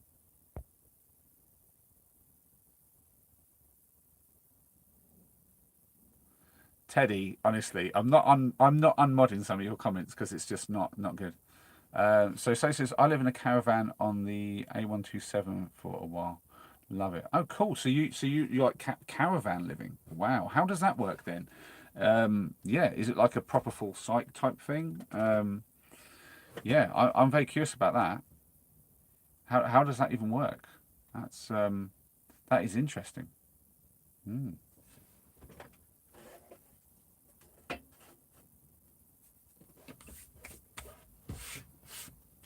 There we go. We have something very interesting to talk about now. I'm always curious about people who have slightly different, like, well, alternative lifestyle. Basically, I love finding out about new people about stuff like that. This is awesome. No, go away. What did chat? Oh, that one's fine. We can show them. That's all right, Teddy. I don't mind, Teddy. It's totally fine by me. But it's just obviously we like to be respectful to people in the chat. So yeah, all I'd say is the only reason I've not unmodded your things is because they were borderline disrespectful. So I've left them modded. But yeah, it's not like you were swearing or anything, which is fine. But yeah, we try to be respectful here. So oh yeah. Oh, you mean not right now, but in the past? I like a static caravan, kind of like a park home type thing. Is that what we're saying? So, but now I guess what you just back to normal, kind of like, you know, I suppose an apartment, a flat, or a house, or whatever people are normally living in. Yeah, I personally I like the van life for a couple of reasons. Obviously, I like to be independent, not reliant on anybody else, and it's a very good way to do that. Albeit, water can be a bit of a hassle trying to get I don't like to be reliant on other people for that. And I had occurred to me that I could do a thing where I get it from streams and stuff, but it's just that's a big hassle. So yeah, but the water isn't that difficult. But other than that, I have my own place. I don't have to pay anyone for it. I get to make my own rules up about it. Um, but I also like the minimalist style of living. So I'm a very minimalist kind of person. I like a simple life. I don't want loads of stuff. I've got loads of stuff in the shed, to be fair, which winds me up, and I kind of want to get rid of some stuff that's in here. I've kind of hoarded a little bit in this place. So one of the things I want to do here at the allotment is go through all my stuff and actually get rid of things that I don't need anymore. I reckon there's at least a couple of bins worth of just rubbish here that I don't need. So I need to go through and like fill up a few bin bags, get rid of some stuff. So they saying, oh yeah, you rent. Okay. Oh, a little one bedroom. Cool. Um, I mean that makes sense. I'm guessing you're living on your own. Solid saying, I live on a canal boat, man. Do you, Solid? Nice. I considered I considered canal boat as a thing to do when I was looking at the van life, but it cost a little bit more and it's a little bit less flexible about where you can obviously get to. So like if like at the time my boys when I started doing the van they were going like essentially what happened was the van like the van arrived 2 days into because I bought it online. The van arrived 2 days into the first lockdown through COVID, and so the plan up until COVID hit, was that the boys were still going to be at school, and we kind of needed to be in the area, and there were no kind of canals over that close to here, um, and it would have been a lot of driving back and forth to school or moving to a different area, and we had all our friends here, so it was more like we wanted to be based in this area, but be able to like you know, essentially the priorities were not having somebody else we're paying rent to, and like having the flexibility to go off on holidays and stuff. And I essentially realised that, like, you know, also the canal boats, they cost a lot of money. There's a lot of maintenance, and there are quite a lot of fees to like stay on the water and stuff. It's a more accepted way of life in this country. Like when people figure out that I'm a van lifer, some people still go, "Oh, that's a bit weird," and you can just tell in their head they're a bit like, "That's weird." It's a bit like travellers or something, and then they have a bit of a stigma about it. But it's but with like canal life, it's sort of like river life, whatever you want to call it. It's just a slow way of life, and again, it's a bit simpler, but it's not as simple as van life because you've got a lot more space. I equate it more to coach life, I think. But essentially, it's far more accepted, and people are like, "Oh, that's lovely, that's wonderful, I'd love to do that." Because like a lot of people obviously end up doing that when they've had enough of the rat race, and it's a good way to do it. Sally's saying, same, I want a simple life. Yeah, I tell you, keeping life simple is the best way to do things. You can focus on your relationships, the connections you've got with others. Like, I get to spend loads of time with well, it was with my boys, now it's with Ethan, because obviously Henry's back at full-time school and doing his own thing. But yeah, he's growing up now, and that happens. Sally's saying, I love canal boats. Rosie and Jim, yeah, Rosie and Jim, Rosie and Jim. Chugging along on the old ragdoll, that sort of thing. Yeah, I remember that.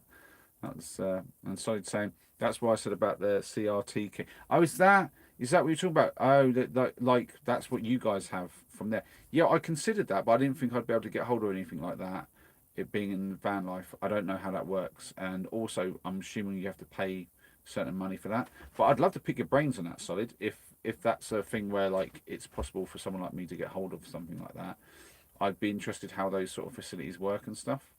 I mean, for me, bins aren't that much of a problem because I can just drop it off at a public bin. I deliberately design a bin to have a size bag, which when you put it out, it's easy to go into a public bin. Um, and I do my recycling. I just drop that into recycling bins, and I can drop that into like people's like home recycling bins as well. Got a few friends and family that let me when they've got space. Um, but yeah, that's would be interesting though. So I will say this much, guys, because obviously I'm talking to Solid and Sally a lot about this stuff. If you want to get in touch with me off the stream and have a bit of a chin wag about things, I do have my email in my bio. It's pretty much my channel name at gmail.com. So yeah, you can just get in touch with me, and I'd love to pick your brains about your alternate lifestyle stuff and whatnot, or if you want to pick my brains and chat as well. Um, I mean, the idea is eventually do meetups on the channel as well. So I don't know. I don't know whereabouts are you, Solid? I forget. I'm sure you've told me, but on the old ragdoll, yeah. Oh dear. Right. I will say though, I think my toast is basically ready. Yeah, and yeah, my food is essentially ready to go. So I'm going to wrap this up. We've done 3 hours, and yeah, it's been a lovely stream. It's been great chatting to you, Sally, and anyone else who's lurking in the background. Especially, I'm sure maybe Sienna might be lurking while she's doing some exercise. I don't know. If she went outside, she maybe not got the phone on because it'll get wet. But anyone catching up afterwards and anyone who's lurking, thank you very much for being here. And yeah, it's been an absolutely wonderful stream. I do enjoy it when I'm in my own space, to be fair. And even though I'm a bit tired because I'm not getting any sleep at the B&B as much as I'd like, you know, still fantastic to have you guys along. You're in Middlewich at the moment. Okay, cool. I'll look that up. I have no idea where that is, to be honest, Solid. But yeah, I'll look that up. And yeah, I hope to see you guys soon, if not on the next one, because obviously I'm going to be here every day. For now, as always, you guys have fun.